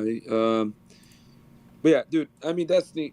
Israel has nuclear weapons. They illegally got them. They stole them from us. I'm sure you know that. At the very least, I'm pretty sure they stole. I don't think they stole the weapons, but I'm pretty sure they stole the research or some of the R&D from us for it. They stole the uranium.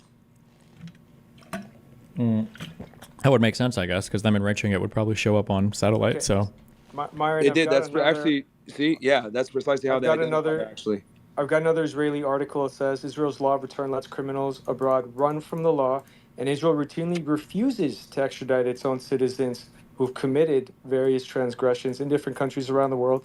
One of them actually is a famous one, the Tinder swindler. He committed his crimes in Oh Europe. yeah, that is a famous one. Yeah, it's a good one actually. But there's also a bunch in America too. I've given the names. So when they are asked to extradite, they just don't. They refuse to. I can put that article up as well if you like. Guys, I think it's important to draw a couple of distinctions here. So we've got obviously Israeli influence over Dominic, I just want to point out we've covered every base here. So crimes are routine. Just as a wait, so just as a real quick thing, because I'm trying to figure out. Yeah. Israel, and then when extradition is requested, it's rejected, so they can hide in Israel and avoid prosecution in America or Europe for various crimes committed, such as pedophilia. Thank you. Gotcha. So I linked you a thing of a Brooklyn man being extradited from Israel and sentenced for heinous child abuse. This happened in 2023. I'm linking a story relating to that Yom Tov guy. You found one. I'm linking a story. I'm linking a story from the Yom Tov guy that you brought up before, and it says here the DA's office told CBS News there has been no request to extradite Yom Tov back to the United States. So I mean, like the idea that they do have an extradition agreement. Yeah, so you went from they have no extradition. I don't believe you. I can't finish. Let me know when you're done. Okay, go ahead. Yeah. Okay. So the initial claim was we don't have an extradition agreement. Now, if I'm being generous, you could have meant that, well, we do, but Israel doesn't honor it. Okay, that might be the case. So now I'm trying to find cases where they don't extradite people. So now I found some, and I'm saying, well, wow, are they not extraditing? Then your claim is, well, they just don't even bother asking, which is still fair. Okay, maybe they don't bother asking because they know they're not going to say yes. But now I found you an example of them asking to extradite somebody and him being extradited.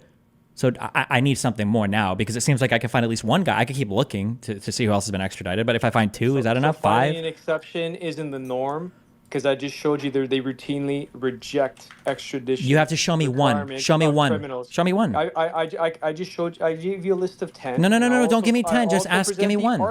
I'll present you the article right now, which states that Israel routinely rejects extradition requests by the U.S. for the various criminals that flee there. Okay, just give me. If you look at the gish galloping, dude. That I had, you'll see. Hold on, you'll see the pedophilia and rapists run rampant in Israel because they escape from various parts of the world to seek refuge in Israel. Israel is actually known as a safe harbor place for pedophiles and rapists because there's actually also a sexual terrorism law in Israel that allows for rape to take place by Israelis. Yes, you're gish gallop. This is a gish gallop. When you just say irrelevant things to like, you're gish galloping. Gish gallop because you don't want to condemn Israel for rape. I can talk fast through Destiny really fast, faster than you actually without actually being on cocaine or any kind of drug. Okay. But I'll slow it down for the audience. It's a gish gallop because. I can talk fast and think fast. I can do too. Okay, that's Truth. Anyway, what I'm trying to tell you here, it's quite simple, is that Israel is a rape and pedophilia capital around the world because they essentially legalize it and they harbor All right, true. rapists and pedophiles. Hold on. You got to chill out, man. Look. Yeah, I sent you two more. Three more examples now of Israelis being extradited. That's what he's trying to say. Basically, what he's trying to say is the rate at which they're able to get guys extradited from Israel to the United States to face justice is asymmetrical to the amount of people that are able to go there and seek refuge and not be properly extradited. Yeah, but that hasn't been demonstrated. That's a nice claim, but. Well, he told you, he sent you 10 different cases of guys that weren't able. Hold on, I can't just sending me 10 different ones and then talking about article, like, let's just give me one. If you give me one solid one, I'd be like, oh, this is pretty bad. But the fact that he's unwilling or unable to give me one solid one and just wants to like give me this deluge of names kind of points to the fact that his argument is probably not that good.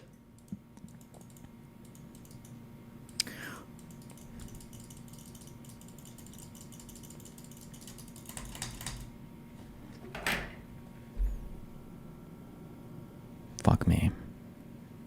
Is my stream still on? Hold on.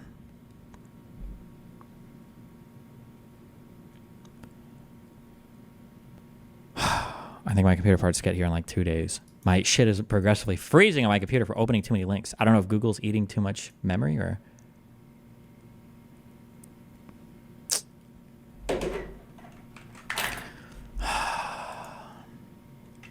Oh my god, I feel like it's gonna fuck my VOD up if I...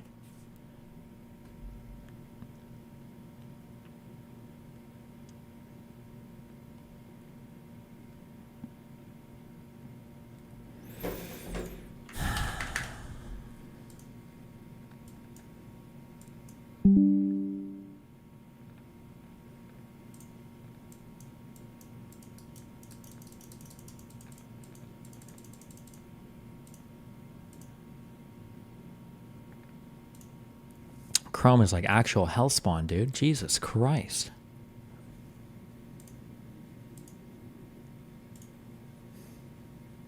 Acting like these laws are all unilaterally applied. We're not addressing that there's favoritism towards Israel and towards Jews in all of these legal systems and all these matters. Here's the other thing. There's also Zionism, and then there's Jewish supremacy and international Jewry, which are what contributes to the influence to begin with. So we're getting into the nitty gritty, and we're kind of getting lost in the tree. You know, we're kind of getting lost a little bit from just going so deep on certain issues where it's kind of losing the general point. And also, I do think it's important for people to bring up the other factors into the equation other than just, you know, Israeli influence over America, because without the two other factors, it wouldn't be possible. So just wanted to bring that up real But quick. Max, I think it's good to go in the weeds for a reason. We've heard all those things for 6 months, right? Like, we've heard about the generalization. Destiny's pushing back on details, which I don't mind. I actually like, because I don't like the surface level shit. I like when people go into the weeds, because when you look at the Foreign Assistance Act of 1961, America is not even allowed to be funding Israel. Oh, that's okay. Wait. So just as a wait. That's the nuclear. Hold on, Joa. Is that the nuclear thing you've been looking up? Yes, exactly. Okay, just real quick. So I sent a couple stories of people who have been extradited. I'll ask one more time. Is there an example of one person who the U.S. has like requested for extradition or something that Israel has said, no, we're not going to do that? Can I get like one example of this?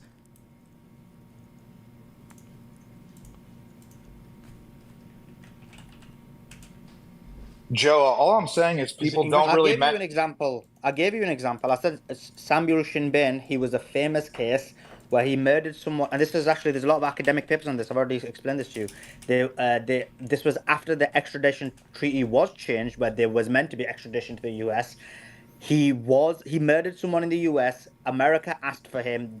Israel refused to send him. There became a diplomatic issue, and then finally Israel just tried him in Israel, refused to send him, and then he went to prison in Israel. But he was never sent to America. Yeah. This caused major issues in the United States of America.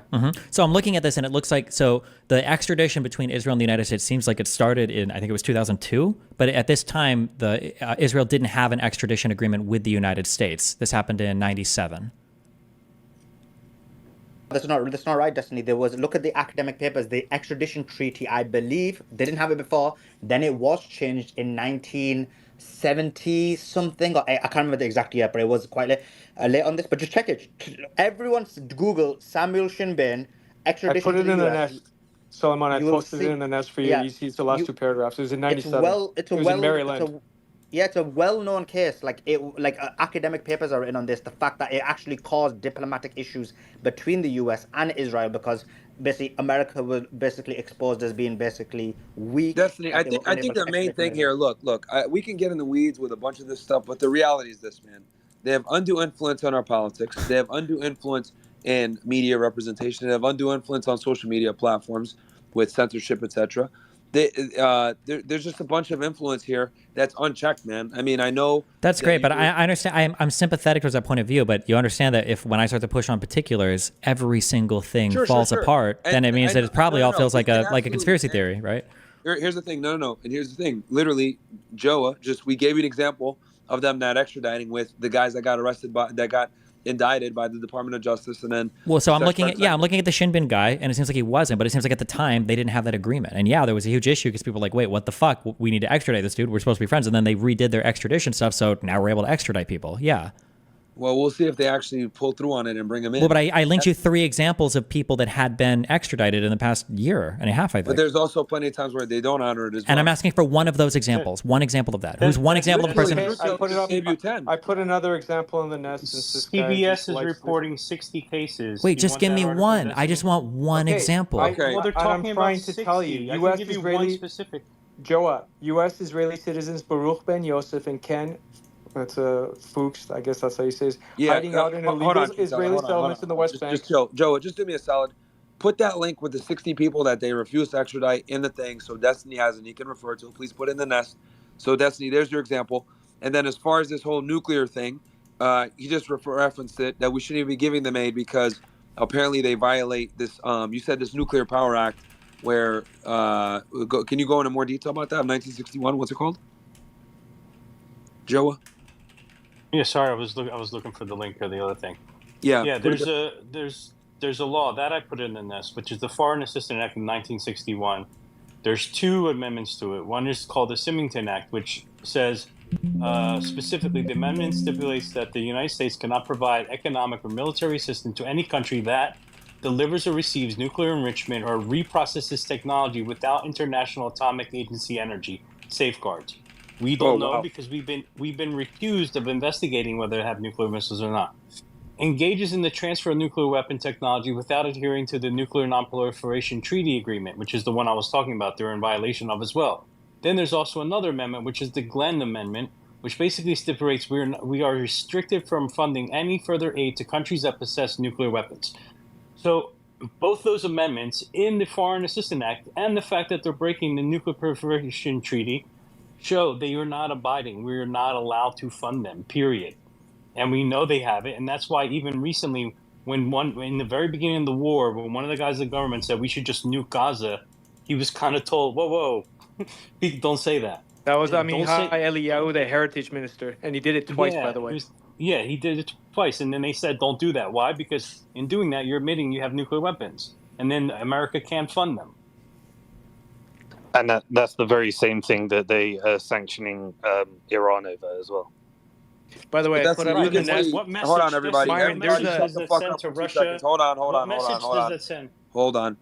Destiny, again, I think this proves kind of like, again, if another country had these situations set up, we would not allow it. Having nuclear weapons, stealing uranium from us, influencing our elections. Well, here, can I just be, listen, and I'm reading about this right now, okay? But like, this is like my question. Do we not give like aid to like France or the UK or India or Pakistan? Like, don't these countries all have nuclear weapons? They're disclosed. They're registered with the IAEA and NPT protocols, as all other nuclear powers are. Israel is not. Well, wait. But that means, then to be clear, hold on, wait. To be clear, because you just told me that we don't send aid to people with nuclear weapons. Now you're saying there are additional. Didn't say that. I never made that claim. No. I clarified in what I read. They need to be part. They need to follow certain safeguards that are in place. I gave you the names of them, and I also gave you the name of the treaty, which they're not a part of, which is the Nuclear Proliferation Treaty. Okay, and then Israel's not a part of. And then what? Right? So what is the amendment that I should read? You said the Symington Amendment. The Symington and the Glenn Amendment. Okay, all right. Give me a minute. I'll just read it. We'll let that care because I know what Destiny's going to do. He's going to want to read it and then go ahead and come back with counter arguments, which is totally cool. We can go ahead and move the discussion to other people so they can talk while Destiny reads this. He needs some time.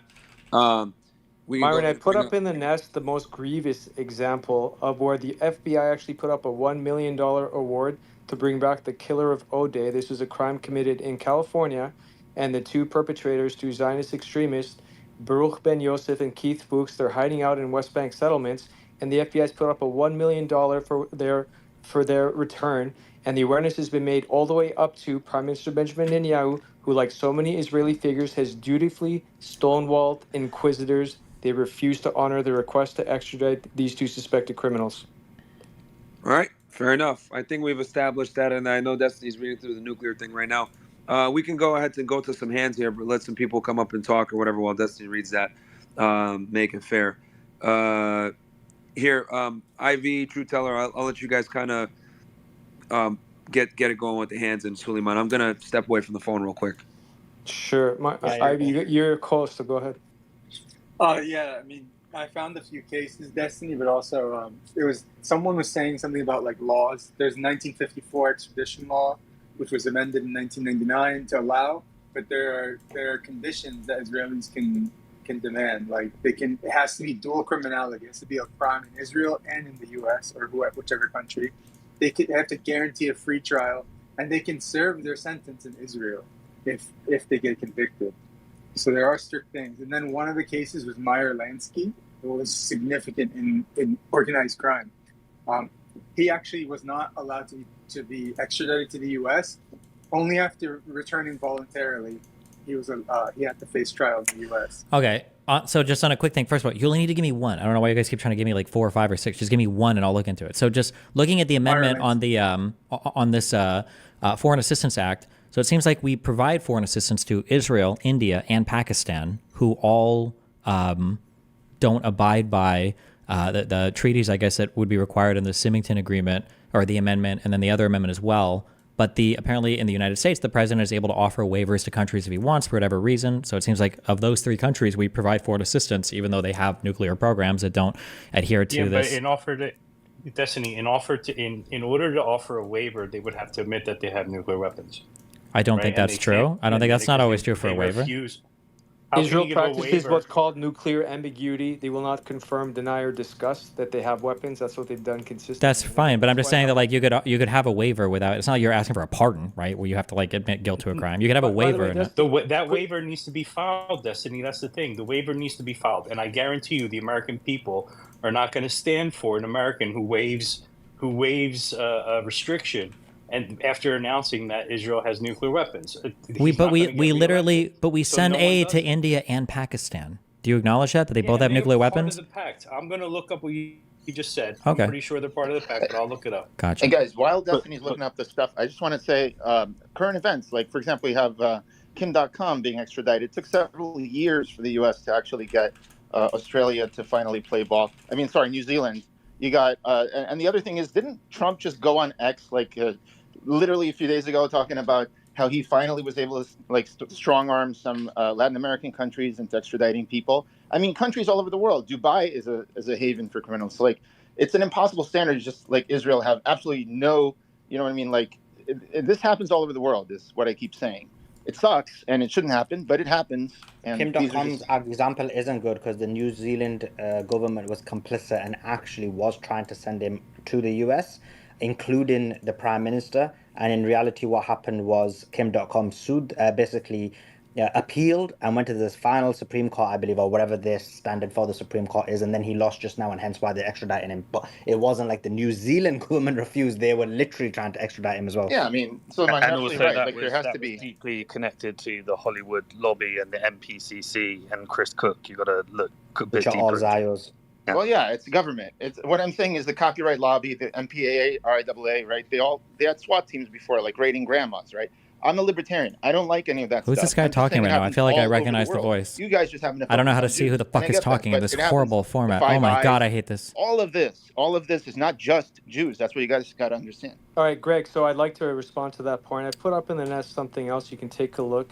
You see 17 of the... what the fuck is the nest? What the fuck is the nest? I don't know what the nest is. Jewish managers. Is this the nest? With respect to that. Okay. And also right after 10/7, it was both Bill Ackman and also Alan Dershowitz who essentially called up all of their connections within the business community and all the law firms that Alan Dershowitz knows to not hire any pro-Palestinian students that were graduating. Right. That's exercising undue influence on behalf of Jews to prevent those with opposite political views.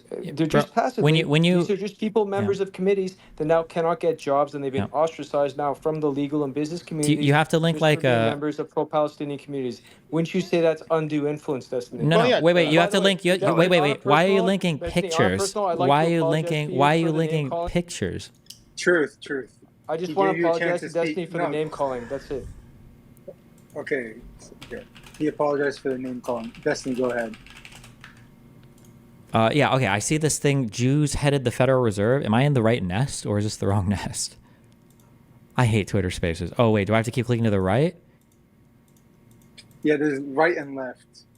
Truth, by the way, about what you said. I just want to address what you said because I like some of the stuff you say. You should look in your DMs, by the way. I want to have a longer conversation with you. I can't just do this in like 30 seconds. But pause right now. Who the fuck is talking? How can I tell this? Oh, this guy. Why does it not show him talking on my screen over here? That guy's German. Oh no, it's not him talking. It's this guy. Not a Jew. You could go on and on. If you cherry pick Jews, yes, you're going to get a lot of Jews. Obviously, you could say Bolsheviks were all Jews. Candace just said Stalin was a Jew. Good luck, with that. It's just listen. You gotta hate it everywhere, not just when Jews do it. Is what I'm saying, right? Also, wait. So what am I supposed to do with this big picture? It's just a picture of Jews at the Federal Reserve. I don't know what you're looking at. That's as far as the directors of the Federal Reserve go, who would essentially decide when to raise or lower interest. But if you want to talk about the Federal Reserve and how it was established... Well, no, wait. What was the one example of... Give me the strongest example of that extradition thing you were talking about? So that's the one right next to it. It starts with perhaps the gravest outstanding... Oh, gotcha. Okay, got it. Okay. By the way, truth teller, the Federal Reserve was established by one Jew. Yeah, there was one Jew over there. No, it wasn't one Jew. No, I'm sorry, it wasn't. I have the whole list. It was established by multiple legacy families, including Rothschild, Lazard, Lehman, Kuhn and Loeb, Paula Max Warburg, Jacob Schiff, You're doing and this gish Goldman gallop again. Sachs. Yeah, Let's he go one does by this one. so Exactly. much. It's so Well, I'm annoying. just I don't know why establishing people don't to you realize that this. the majority of the founders of the Federal Reserve were Jewish. Yes, there were a I have couple of literally looked Shabbos this up. I've done the research. Okay, No. well, Yeah, I let's don't know go. if you have. Well, then you'd look at my pinned tweet. I'll put up the entire list. I'll go. Listen, I'll have you on my show for 1 hour. Let's go through this together. I don't think we can delve deep. Go one guy. Pick one guy. Sure. Besides the one Jew, pick one guy. I just said Lazard, Lehman, Kuhn and Loeb, Jacob Schiff, Paula Max. Greg, Warburg. you're doing that again. He just does this, yeah. Whoa! This is silly. So, Greg, you're being disingenuous, right? So, like, I don't like it when truth goes on long tirades myself. I always tell him to shorten it. But in this one, you're being disingenuous because he gave you one name. You then said, no, there are multiple names. I mean, there's only one. He then disproved your point by giving 3 or 4 names. And then you were like, no, there's only one. He then mentioned the 3 or 4 again. And you're like, oh, you're bombarding me with names. So either when you're basically saying to someone, there's only one, and then the person then presents a few more to you, there's a reason for that because he's basically debunking your claim. So you're being quite disingenuous. Fair enough, Suleiman. So if I debunk one of those, is that enough? Can I just take one? You like to debunk all of them. Wait, can I? Okay, wait. Can I on this? Wait. There's only one. Okay, wait. On this thing. So this, I see put up the list of names. Did my shit? Go ahead, Destiny. Okay, he has. I see this tweet about perhaps the gravest outstanding miscarriage of justice involved 2 Zionist extremists. Okay, so I'm looking at this Baruch Ben Yosef guy. Where does this guy have like outstanding like criminal charges or something? Is that? Did you not read it? Okay, I can read it. It's fine. Just give me a second. I'll pull it up. Okay, so perhaps the grievous blah blah blah. So there they remain wanted for questioning over the killing. In No. This Santa is just California your tweet. I'm Alexander. asking for an article. You're not a source on this, right? Sure. The article is the previous. Well, I provided the link in the previous one. Fine, I'll put the link for you. Well, no, that's okay. If it's in the previous one, that's great. I can read this. Okay, thank you. All right, I'll read this. Thank you. Okay, I got it. I'm reading. If you unblock me, I can DM you all this stuff too, right? No, you it's can okay. block me afterwards. True, I don't care. true. You don't need to follow me. I just saying don't. Come on, guys. Unblock me so I can send you stuff. Come on. No, he's got access to it. It's above there, right? Can we go to the new? Don't peer pressure him into unblocking you. He can decide to do that. Craig, so you understand the argument that basically he's not even. Is there was only they one. just want to question him. He's not even charged with a crime. 3 or 4 names. So you don't need to if you debunk one, there's still another 3 names. You need to debunk all the names to basically prove your hypothesis that there was only one. Right, that's like, you know that. Yeah, Suleiman, I totally get your point. It's a good point, right? The format of me being able to speak for 30 seconds at a time does not lend 30 itself. seconds. No one said you only have to speak for 30 seconds. Oh, all right, fine. So then we actually have time because last time I spoke and then I was brought down. So yeah, that was early on. It's changed now. Okay, and then so just in reading this, so I'm sorry, so I'm not taking this argument seriously anymore. I'll give you one more chance if you want, but these U.S. Israeli citizens you're citing, these people don't look like they have criminal charges. 1, it seems like this attack happened in '85, which was before any extradition agreement, and 2, they're just wanted for questioning. I don't even think there's been an extradition request put in for these people. So if you can give me one example, just one example. The $1 million isn't even the $1 million reward, and Benjamin Netanyahu was issued. Wait, $1 million for what? Guy and he stonewalls investigators. Wait, $1 million. Guys in for questioning. Hold on. They know they No. The $1 million reward is for information leading to the killing of Odeh. That's it. That's what's in your article. So do you acknowledge you were wrong on that? Yes, they want to find information on it. There's a $1 million. But did you read the next part? Awareness of the case has gone as high as Israeli Prime Minister, who, like so many Israeli figures, has dutifully stonewalled inquisitors. Why is that? So? Shouldn't they be what do you mean? cooperating as an ally? Why is Hold on, no. You've moved the goalpost so hard. Hold on. Wait, nobody says he's stonewalling investigators. Nobody said that he's not. It's in the article. No. Yes, has dutifully stonewalled inquisitors. People asking questions like a reporter. That's not. So there is no extradition request. All right. You need more language. Okay, fine. Well, no. I just want to be clear. Now you're just playing games. I'm not playing games. You said that there were people charged with crimes that weren't being extradited. Neither of these guys have been charged with a crime, and the $1 million reward wasn't for them. It was for information about the killing of Odeh. That's it. Yeah, it's in the article. Okay. Yeah. But not what you said is in the article. I literally read what was in the article. You didn't, though. You said that the... Truth, you need to come with another example. Yeah. Also, actually, hold on. I'm so sorry. Wait. I don't want any more examples. Because it looks like the bombing suspect of the guy that did kill this dude actually was extradited. Looks like Robert Manning leaves Israel to face trial in the killing of a Manhattan Beach secretary. Officials also believe that he's responsible for the death of an Arab activist. Ending extradition proceedings that lasted 2 years, a former LA Jewish Defense League activist, was put aboard a jetliner in Israel on Sunday to be returned to Southern California to face charges.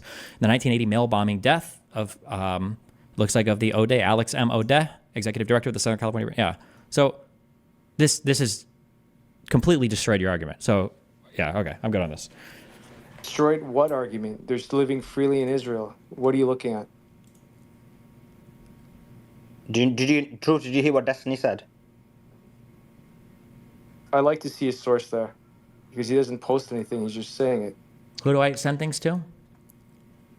You can just you could send them to me or post them in the nest if you know how to do that. You can send it to Myron, me, or Ivy, or you could post it under this space, and then we'll Ivy can put it in the nest, whichever you prefer. Okay. All right. Suleiman, can I ask you a question? By the way, I was always curious. I saw some tweets of yours like a year. Sure. I saw like tweets of yours like a year and a half ago. Maybe they're screenshotted. I don't know. You can tell me if they're fake or not. But like back then, you were saying stuff like me. You were saying that the Uyghurs and the Rohingya Muslims and others, right? People don't give a crap. And when it comes to Palestine, people care a lot, and we all know the reasons. You said that. So I'm just wondering, like, do you still hold by that? Because, like, recently I understand that Jews are. Yeah. I'll understand. I'll answer the question. I think it's a fair question. So yeah, I do think that there is a number of other atrocities that occur in Rohingya and various others that people are not highlighting. What's happened with Israel and Palestine is that the genocide has perpetuated the situation significantly. In terms of the Uyghurs, my position actually isn't that they're being genocided because they're Muslim. So there's 3 different positions. I hold the 3rd position. So there's one position which is kind of the pro-American position, which is that the Uyghurs are being genocided because they're Muslim. Then there's the Russian position, which is that the Uyghurs are not being genocided at all. It's all fake. And then my position is that yes, there is oppression going on against the Uyghurs, but it's more because of geopolitical reasons and because they're Turkic. And therefore, China knows that if they lose the autonomy of that area, Xinjiang, to US, which is what US is trying to do, then it will cause severe geopolitical issues for us. So that's my position on there.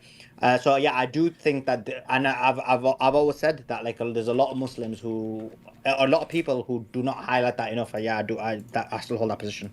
And I appreciate that, man. Like, that's the real conversation I have with you. By the way, you guys don't know me, but I work, for example, with the Rohingya project, Mohammed Noor, to help Rohingya diaspora out of Burma. Yeah, same with Rohingya. I agree with you. Yeah. So, like, I really do care, about civil wars and about diaspora. But the problem, let me be clear, the problem with Israel-Palestine is that the oppression has happened a really long time, but then the specific incidences in time where it becomes extremely excessive and extremely genocidal, and to this one, which I believe is an ongoing genocide and an ongoing attempt to ethnically cleanse. So I think that's what has exacerbated the situation. So hence why, if you look at my tweets, I posted about Israel and Palestine before October the 7th, maybe about 10-15 times. I did a few spaces on it, maybe 4 or 5 spaces on it. I nearly got cancelled for a couple of them. But after October the 7th, obviously, initially when I went in, I thought I was going to be the only person doing it, because on October the 7th, everybody seemed like they were going to be on the Israeli side. And I thought, look, like, I need to defend the oppressed. I was surprised to learn on Twitter that there ended up being more people who did it. But because I was the first one, that's why I blew up so much. Yeah, and, no, and I remember you and Khaleesi. And the reason why October the 7th got disproportionate attention is because the President of the United States went on national TV and said there was 40 beheaded babies, and the entire media enterprise of the world told us something that was completely different to what turned out to be reality. So we were told that we need to focus it. It got the entire world attention. How much attention do, the Rohingyas get on national TV? You're right. Relative to it. You're right. And by the way, I don't think the world would have reacted any less if there were 0 babies. I think just the fact that so many civilians have been murdered in a surprise attack. But I will say this. I remember back in the Paris attacks when 150 Parisians were murdered by ISIS. On that same day in Beirut, in Lebanon, 150 people pretty much were murdered in a soccer stadium, and no one, the entire world lit up in French colors. No one lit up in Lebanese colors. It pissed me off so much. I built an app specifically because Facebook had that thing with your profile. You could put only the French colors, and it pissed me off because I agree with you. What I disagree mostly is when people don't talk about Sudan, don't talk about Yemen, don't talk about the horrific scenes in Aleppo and Homs in Syria or Grozny, Chechnya, or nothing. And then this thing comes. Of course it's bad. Of course people getting their arms blown off is terrible. But what bothers me is... No, but this is a false norm, because the difference is that people do speak out against those issues.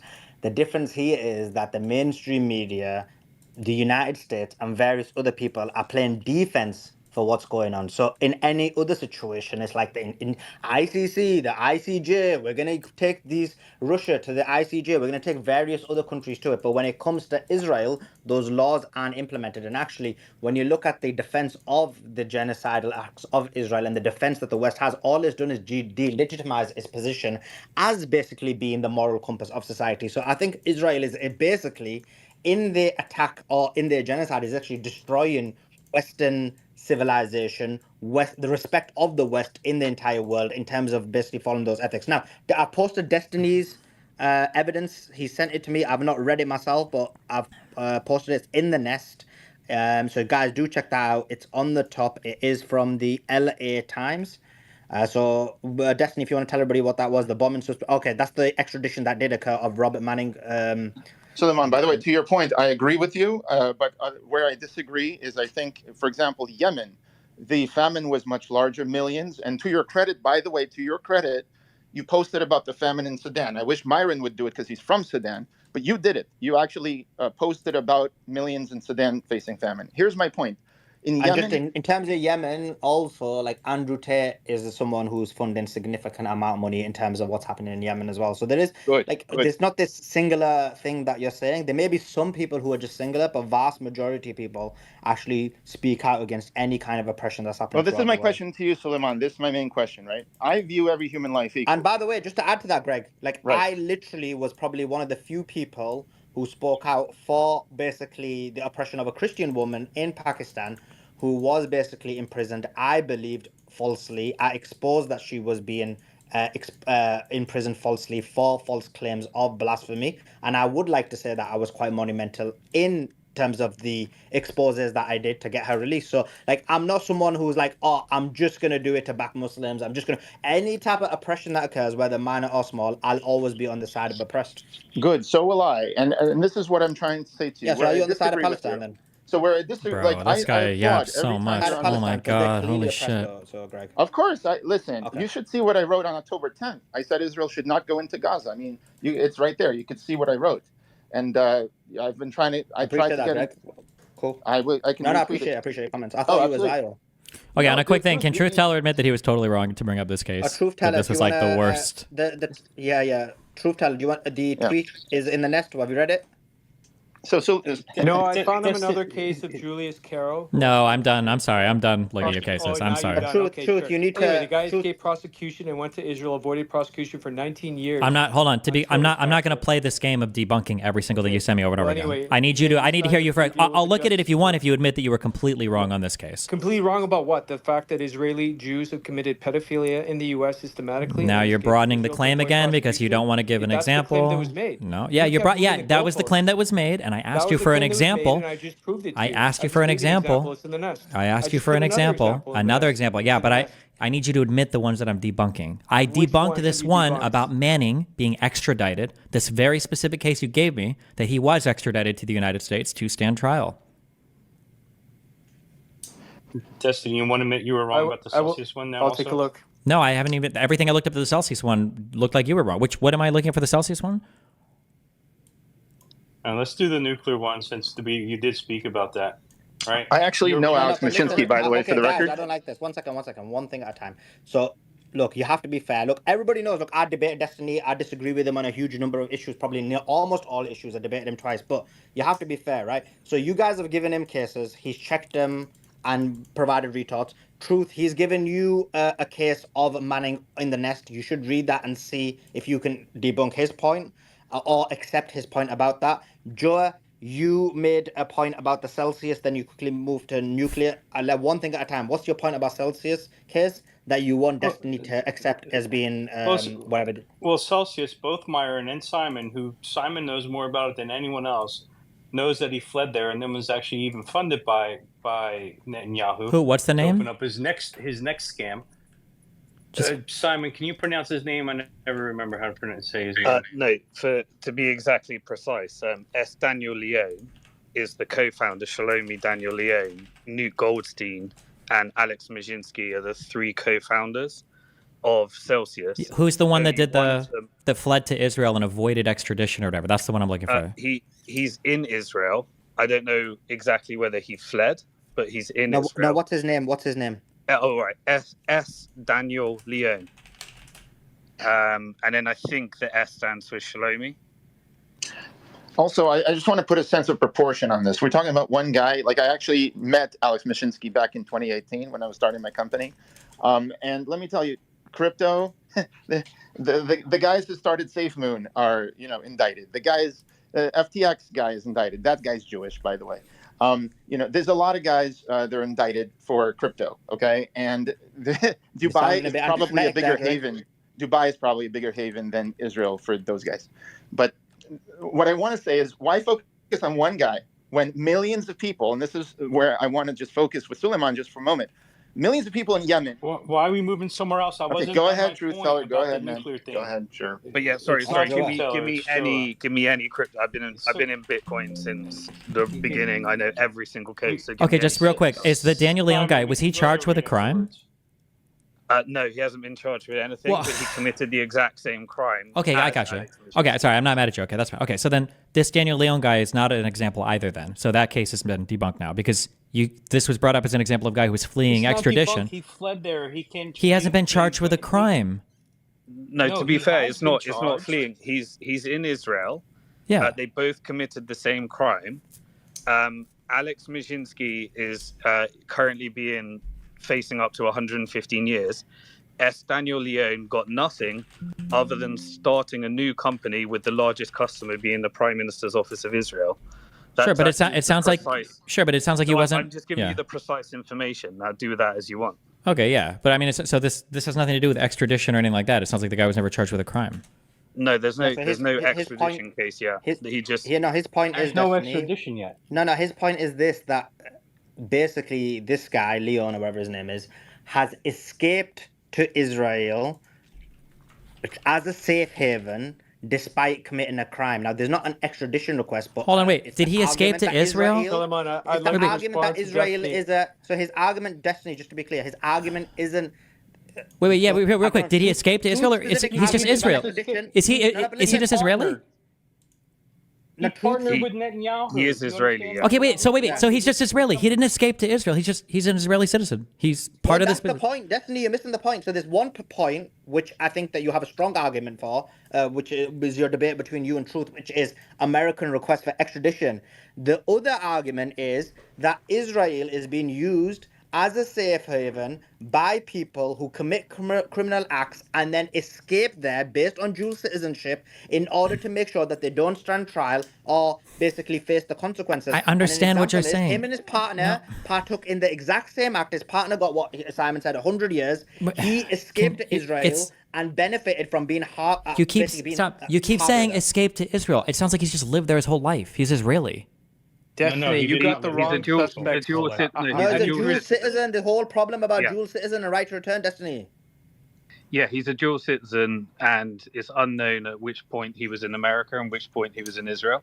I'm just giving you the facts. Okay, but so Alex Mashinsky was the CEO of the company, right? So why would we assume that they committed the exact same crime?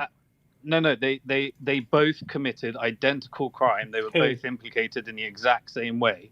What do you mean by that? Whole thing together. Well, okay, so there was 7 different counts of what Alex Majinsky is being charged for and what the company's being charged for, and Daniel Leone was involved in all of them as well. Involved in that, according to who? Destiny, they got hit with the same indictment. according to the SEC, the CFTC, the FTC, the DOJ, it's a criminal case as well as a fraud case. They have the 7 same counts indictment. market manipulation of securities, market manipulation of cryptocurrencies, and there's fraud and for lying. There's about 7 different cases. I'm just saying. Sure, wait, okay. Gotcha. So then, if they're co-defenders can we just, on an guys, indictment. criminal stuff. Okay, hold on. So criminal stuff. It's a very simple question. Has this person been indicted with a crime by a U.S. court? Yes, Destiny. It's a DOJ. Yes. Everybody, shut up for 2 seconds. Jesus. It's a DOJ release at Destiny. He got federally indicted, both of them. Same indictment, same charges. They got hit. They got hit civilly, obviously, right, by the SEC from a financial standpoint, and they also got hit criminally as well from an indictment. It's a DOJ press release. You Google their names, it's going to come right up. DOJ. Wait, okay, so DOJ, and then give me DOJ Leon. What? Yeah, just type in their names, and DOJ is going to come right up top thing. DOJ.gov, U.S. Attorney's Office. Okay, and what was the name of the other guy? So the 3 co-founders are Nuke Goldstein, S. Daniel Leone, and Alex Mishinsky. Alex Mishinsky is a Ukrainian that is an ex-IDF soldier, moved to Israel. And okay, so I'm looking at the DOJ announcement on July 13th, 2023, and I see there's an indictment charging Alexander Mishinsky, the founder and former CEO, and then I see... Ronnie Cohen-Pavon. Yes, Ronnie Cohen-Pavon, yeah. And Daniel Leone, no charge, nothing happened. So he wasn't charged. Wait, so then he wasn't charged. There is no indictment with his name on it. I don't know why people were saying co-defender, indictment until... There's a difference between a charge and an indictment. Please stop. Whoever just said that, please stop talking ever about anything. Please stop. Okay, so there is no indictment of this guy. There are no formal charges against him right now. So correct. There is. So then the idea of him avoiding extradition or whatever doesn't make any sense. Which I understand you're not saying it, by the way. The guy that's giving me info, I understand that. I didn't say about extradition. I made my argument very clear, listener. Okay, sure, yeah, but so we don't even have evidence that he has committed a crime, I guess, other than maybe he 100% has committed a crime. How do you know? But nothing's. Well, I know because I'm involved in the whole case. You're involved in the case. You have knowledge of it. He was the co-founder. He was complicit in the whole thing. The entire fraud was perpetrated by both of them. I'm a shareholder in the company. Okay, and then can I ask in good faith, right? Because again, I haven't heard you say. I'm sorry, I'm being very aggressive because the other people. But you haven't said anything crazy, I don't think, right? Is there a chance that the DOJ might be working on something on this guy, and an indictment might be unsealed later on for this guy, or do you think he's just somehow avoided all charges? I think speculation that he's avoided all charges, but it's plausible what he said. Okay. Also, do you think there might be a chance that he's cooperating with investigators, and that's why maybe he wasn't named in this indictment, or? That's also possible. Yeah. Okay. So. Okay, so then this example is I'd like to talk about your article. Okay, well, so this example has also been defeated. Mishinsky listed on Bank to the Future. I didn't know, Simon, you started it. That's pretty cool. Yeah, I remember there was CoinList. No, I got scammed. I got scammed by him in 2020. I've got a 20 million claim in the case. He started in 2018, so I was one of the victims of the case. I mean, the thing is, in that crypto boom, a lot of people were promising yields that are impossible in a bear market. Whoever's talking right now, this guy's a yapper and he's crazy. I don't know why this guy's allowed to waste so much time. Holy shit. He sounds like history speaks. He's just yapping so much. This was fraud from day one. He sold a $50 million. He said that he raised $50 million. $18 million was missing in 2018. It was a Ponzi scheme from day one. It was insolvent throughout the whole case. And yes, the Terra Luna was what exposed it. But it wasn't the terror. He wasn't just going down in that case. It was a complete fraud, and meant much of the money got siphoned off into Israeli companies.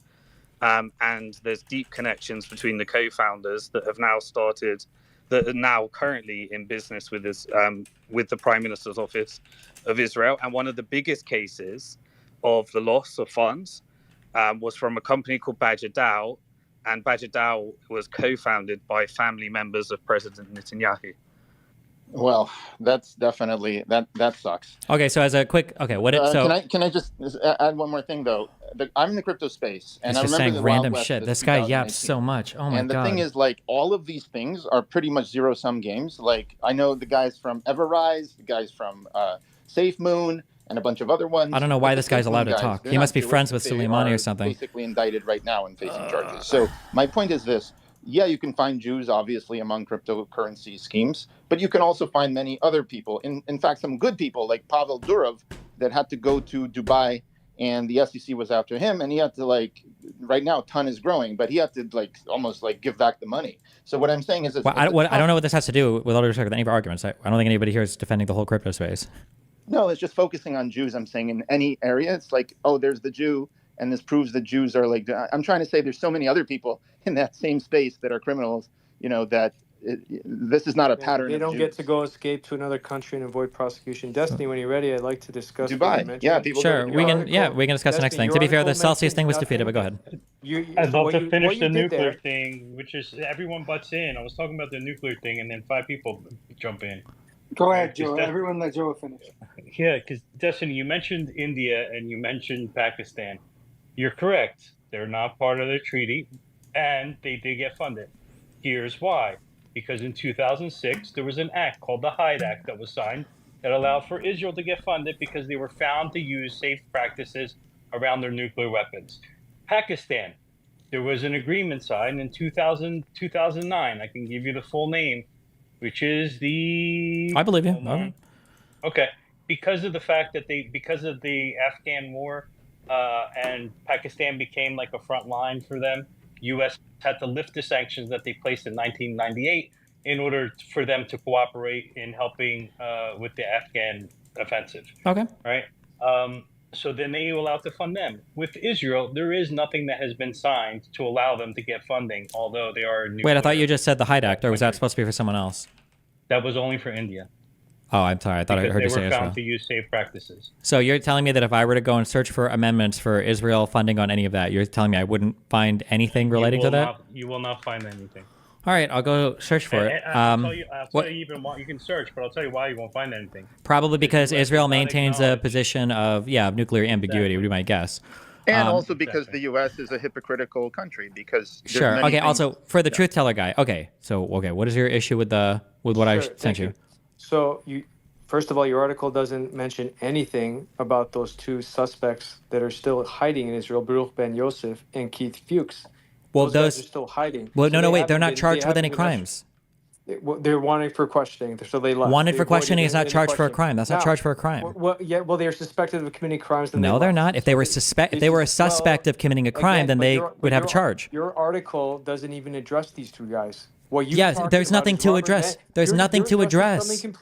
Your article addresses something completely different. No, it's the same guy. You said that there was $1 million reward for these guys, but there wasn't. There's $1 million reward for finding the killer of Alex M. Odeh, and that's what this bombing was about. To their arrest. Look, you're nitpicking on words. I'm not nitpicking. I just like to be correct. Your article addressed, if I may, your article addresses Robert Manning and Rochelle Manning, who have nothing to do with those 2 suspects that continue to hide in the West Bank, despite requests for their return. Wait, do you acknowledge they were all accused? Wait, if wait, are you really going to gish gallop? Can we just go point by point? Very simple. We're not going to gish. Then just do point by point. What do you mean gish gallop? Just point. No. So we can let's just go. You can respond. You can do your next thing, but just point by point. You said You just point by point. You said that this guy has nothing to do with the other 2. Aren't these people separate? Aren't these people all accused or suspected of killing the same person, Alex M. Odeh? Isn't that who's referenced in the 2 people that I mentioned in my article? Can you answer that question, yes or no, first, please? Can you please answer my question without gish galloping and doing weird shit? Okay, what you did is literally called a straw man. You took a different guy who's, yes, he is being extradited, but you didn't talk about the 2 that are not being extradited. I'm going to ask the same question again. Were they all suspects in the same crime? Were they all were they all being questioned or had they were related to the same killing? Well, the guy that you're actually talking about, first of all, he's involved in other crimes and he was actually convicted. Can you answer that question? Can everybody say that he won't answer this question? It's a super simple question. It's not nuanced. Were they all involved in the same... Hold on, Destiny. What is the question you want to answer? And should tell her. Please answer the question. Go ahead, Destiny. Yeah, the 2 people that he's bringing up, Baruch Ben Yosef and Keith Fuchs or whatever, right? They apparently were wanted for questioning over the killing of Alex Odeh, but the person that the law enforcement officers finally decided or figured out or wanted to charge with the crime of killing Odeh was Robert Manning, right? So that's the link for all these people. They were all wanting to be questioned, and then eventually this last guy was suspected of killing Odeh. All of them around the same person. So what's the question? So the question is, were they all, you said that in this article, it said an FBI reward of $1 million remains unclaimed for information leading to the killing of Odeh.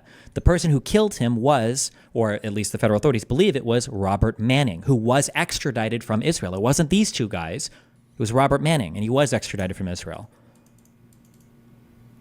Actually, he was convicted in 1972 for the What can you, was he extradited or not? But you're talking. Was he extradited or not? Just a second. How long did it take? How long did it take?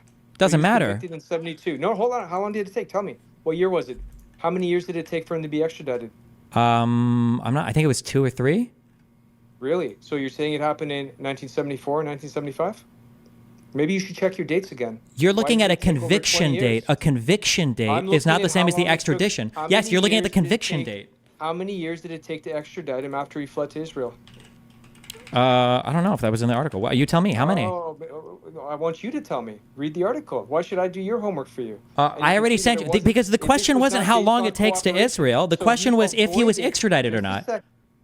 Okay, look, the question, I think that, like Destiny said, it was about whether extradition is done or not. Because I found several cases where it took prolonged legal battles, but they were still extradited at the end of the day. So what's the issue? It is extradition period, right? Or is it the length of time? You guys are unmuted. Well, we're talking about multiple things here. One, the two suspects, they were never extradited. They're just hiding in the West Bank. And again, investigation stonewalled, essentially.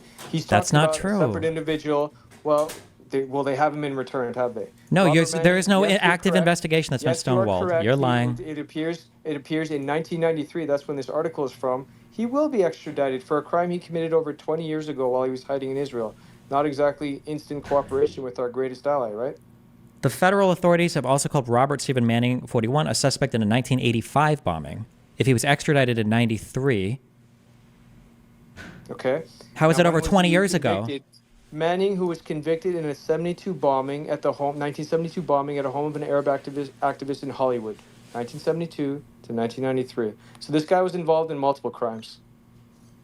Okay. So let's see what his rabbi said. Extraditing a Jew, a citizen of Israel, throwing him out of his homeland is certainly a disgrace to the independence of the state of Israel, says Rabbi Elazar Waldman, blah, blah, blah. You can read the rest. Yeah. Hold on, wait, real quick. Hold on, real quick. Wait, what is, I don't even know, you're all over the place. Can you give me succinctly, what is the claim? I'm asking you, give me, what is? 72 bombing in Hollywood. It took 21 years to bring him back to the States because he was also facing other charges. I'm asking you, what is your claim here now? I don't even know what your claim is So anymore. the claim here now, first of all, the two guys that I initially talked, the host is having issues. Hold The on, two hold guys on. I Yeah, initially talked about, Myron, they never got reset your returned. space. No, oh, dude, you keep. Myron, reset your space. You're the one who added Robert Manning to the equation. By the way, not Simon, me. if you can follow me, I have something important. Because I'm looking for the people who killed this guy. You keep saying convicted in the 72 bombing. Are you implying that he was convicted in 93 for the 72 bombing? Is that what your understanding is? No, I said he was convicted in 72. Okay. It took till 93 to extradite Myron, him you got back host to the connection States. issues. You're gonna have to reset. Reset the space. Destiny, did you hear what I said? Is the implication that he fled to Israel and they? Yes, he fled to Israel and avoided obviously going to jail. Okay, but then he was extradited. Yes, in 93. How long do extraditing processes normally take? 21 years, do you think? No. Look, Do you have any the bombing idea? was in 1980, guys. The bombing was in 1980, apparently. But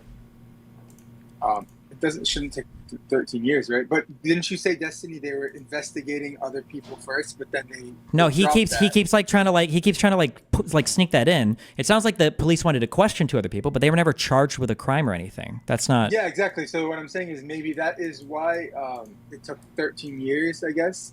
But you guys might have to look into that. Sure. I guess the original claim then is wrong. There was extradition. He was convicted of a crime. Now maybe you think it took too long or whatever. That's fine, but that's a fundamentally separate claim.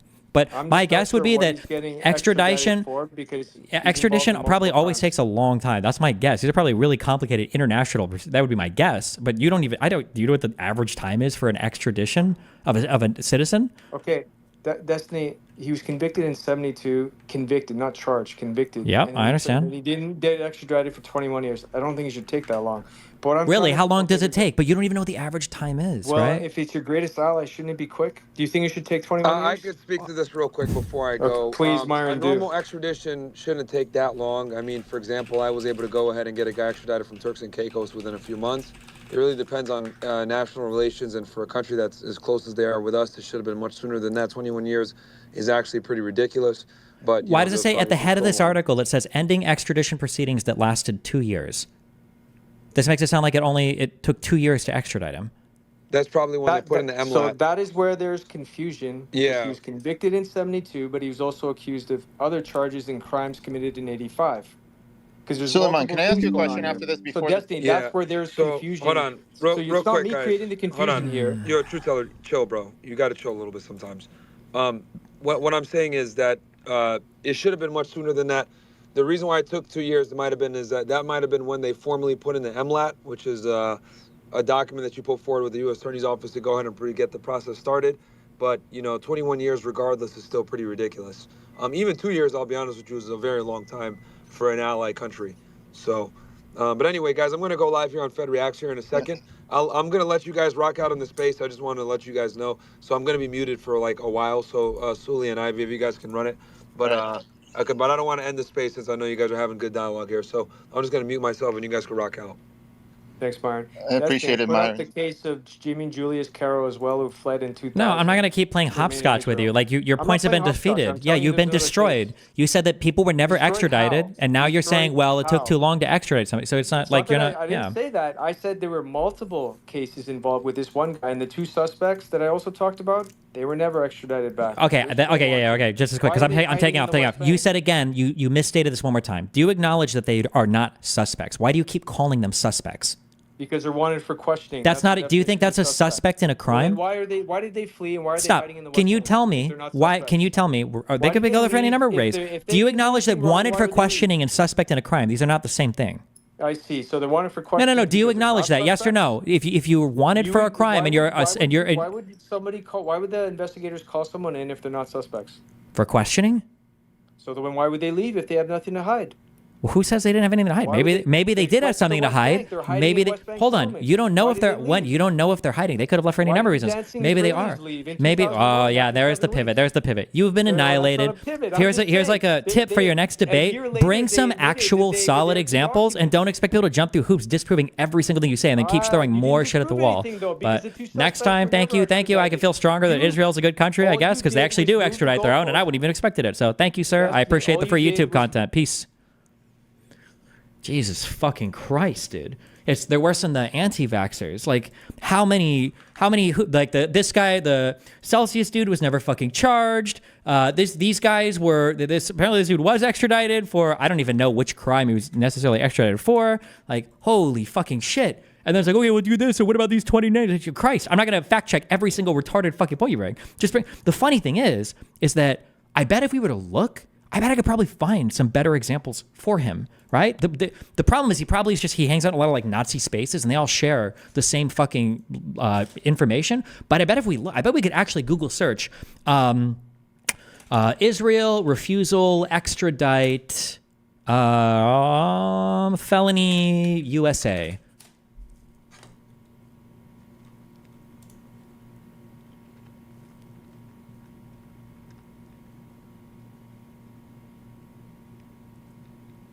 See if we can find one example for this guy. And then if you're a Nazi and you want to argue with people in the future, then you can have an example next time, okay?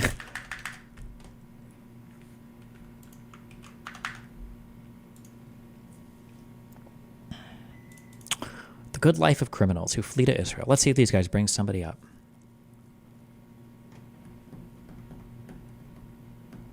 Manning's extradition was requested in 91. Yeah, well I mean the article said 2 years, yeah.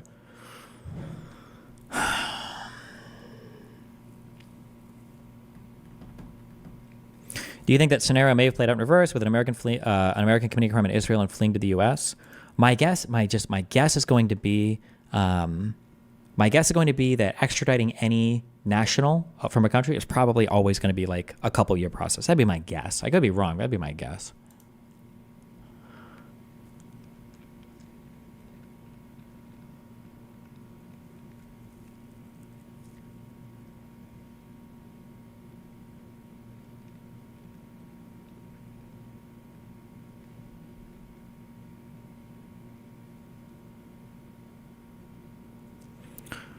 This doesn't interfere with his birth. No extradition request has been filed yet. In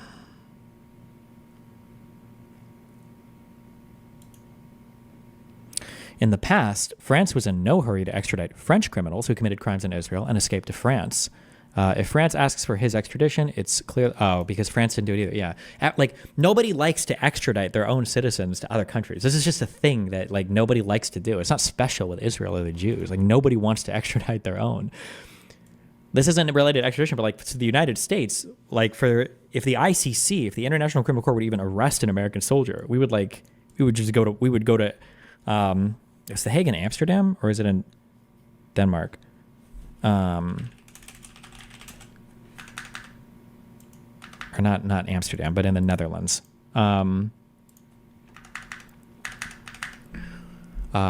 It's a city here. Okay. I'm pretty sure I think it's called the Hague Act. Like we would just go to war with them, and blow them up.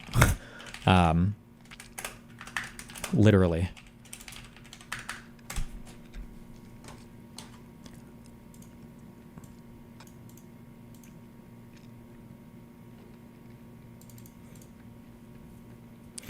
General comments about extradition are always flawed due to different stances on it. The U.S. faces the problem due to the possibility of the death penalty. Oh, sure. Yeah, that too. Yeah. Fuck, how annoying. How boring. Okay. We'll do one daily thing. Ugh, we're stalling on this too hard.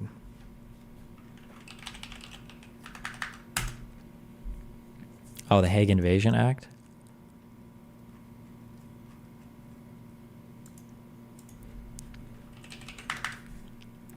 Holy shit, the Manning dude served his whole sentence for the 72 bombing. It had nothing to do with that. Yeah, that's what I thought. I couldn't tell from the reading of my article, but it looked like he had, I couldn't tell from the article, had he really fled? It looked like he just served his sentence because he was convicted for it, and they didn't say anything about fleeing, but maybe he didn't. It just wasn't listed in there, but yeah, Jesus. Okay, nerd, grump, snooze, what if, say, do, dope, runt, sleep, kiss, suppose, alarm, hour, perhaps, time set, and whopper. Well, what if, perhaps, suppose, and, sleep, kiss, alarm, hour, nerd, grump, oh no, do, what if, say, say we do this, suppose we do this, what if we do this, perhaps we do this, here's a thought, yeah, snooze, sleep, dope, grump?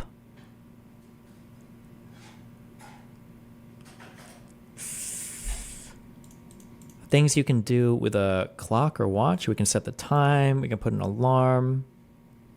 Set the hour. Oh no. Grump. A dope. A runt. A nerd. A doe? Is a doe like a... That's a female deer. I remember the song. Fuck. Oh no, I'm fucked. Oh god, I'm one off. Sleep. Okay, sleep, snooze. Dope. Grump? Is grump a thing? Oh no. Is do some stupid shit? Hour, time set, a whopper, alarm. Runt? Can you like... Oh, it's not even one away. Oh, I fucked up. Oh no, now we're truly lost. Time set, alarm. Oh, snooze. Oh no. Wait. Snooze, time set, alarm, hour. Fuck me. I don't care. Fuck this. Oh no, fuck. Okay. Dope. Dope. Kiss. Grump. Whopper. Runt. Do. Kiss. Nerd. Nerd dope. A dope. A nerd. A runt. And a grump?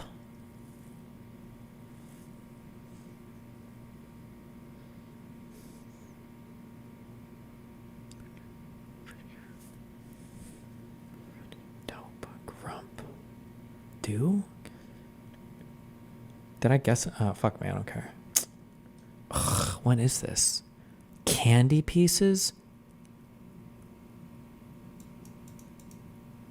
7 dwarves minus the last letter?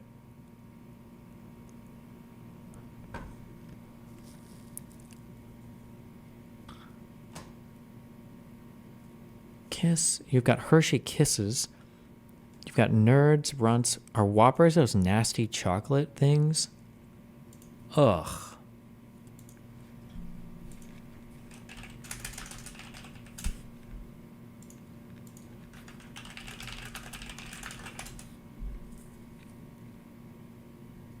Gross. Oh, I don't actually know where the fuck this is. It's a French thing. The Leaning Tower of Bullshit. Is it in Paris? I have no fucking idea. The Leaning Tower of... I bet that's where the of is where the city is. I have no fucking idea. I truly don't know. Oh my god. Fuck. Fuck. The Leaning Tower of Pisa. No shot. There's absolutely no way it's down here, and I just fucking divined that from my fucking brain.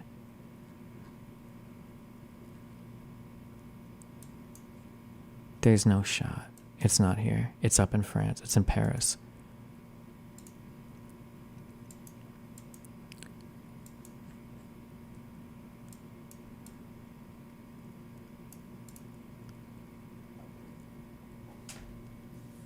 $2022? What is this dog? First of all, holy shit.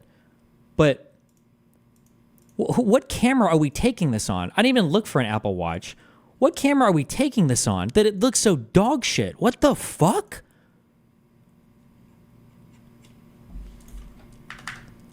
What is this? Oh my god. Ugh, this was such a Kino guess. Fuck. I don't care. We're going for 40K. We're going for 40K.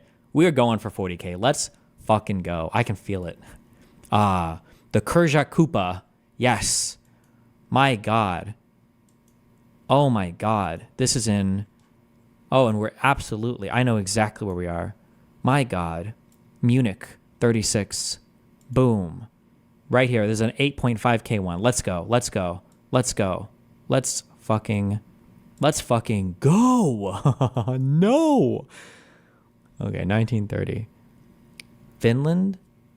Who cares? What is Finland? That's not even a real place. Okay, 30K. We're going for 30K. India. Yes. Africa. Yes. The African flags.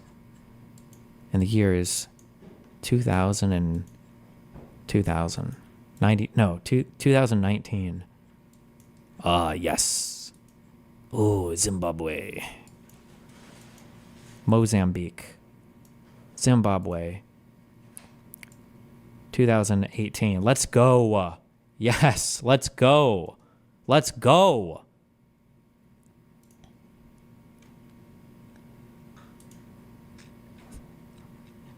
England versus South Africa.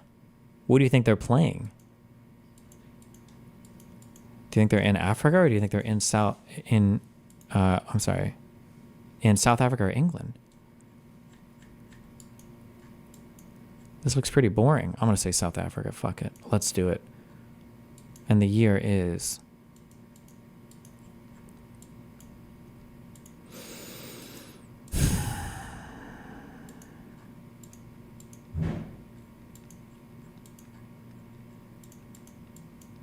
Okay. 64. Absolutely. They're all upset about apartheid as well.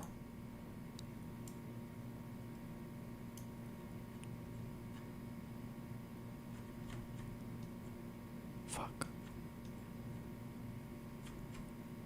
Yeah, fuck it. Fuck it, dude. No, up here. Up here. Let's go. Just always guess London. When in doubt, London out. Every time. Every single time. Okay? All right, one more. Let's go for a strong 25K. Let's go. Let's go. Narcotics. Sounds like an American thing.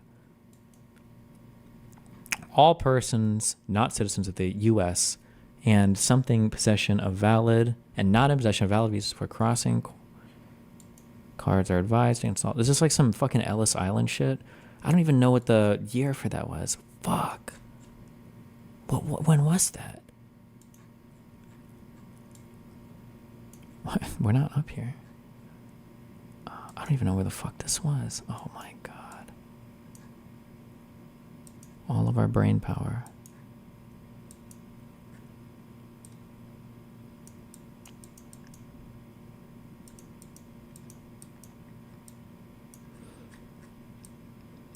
Where is some bullshit over here? Block Island? No. Just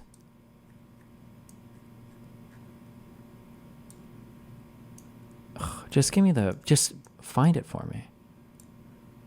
Why does Ellis, it feels like some New York shit, because they all went to New York City and shit, right? They had all the bullshit, didn't they? I don't even know if it's that though.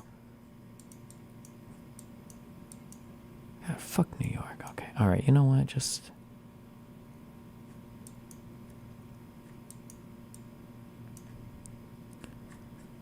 fucking, we're just right here. Boom. After, yeah, right here in the 50s. Yeah, let's go. Yes. Yes. Absolutely based. Man, we're just... That's what I wanted, baby. 23.8K. All right, I'm going to sleep. Be careful. I love y'all so much. Who's Tijuana? He was a character in Breaking Bad. Dumbass.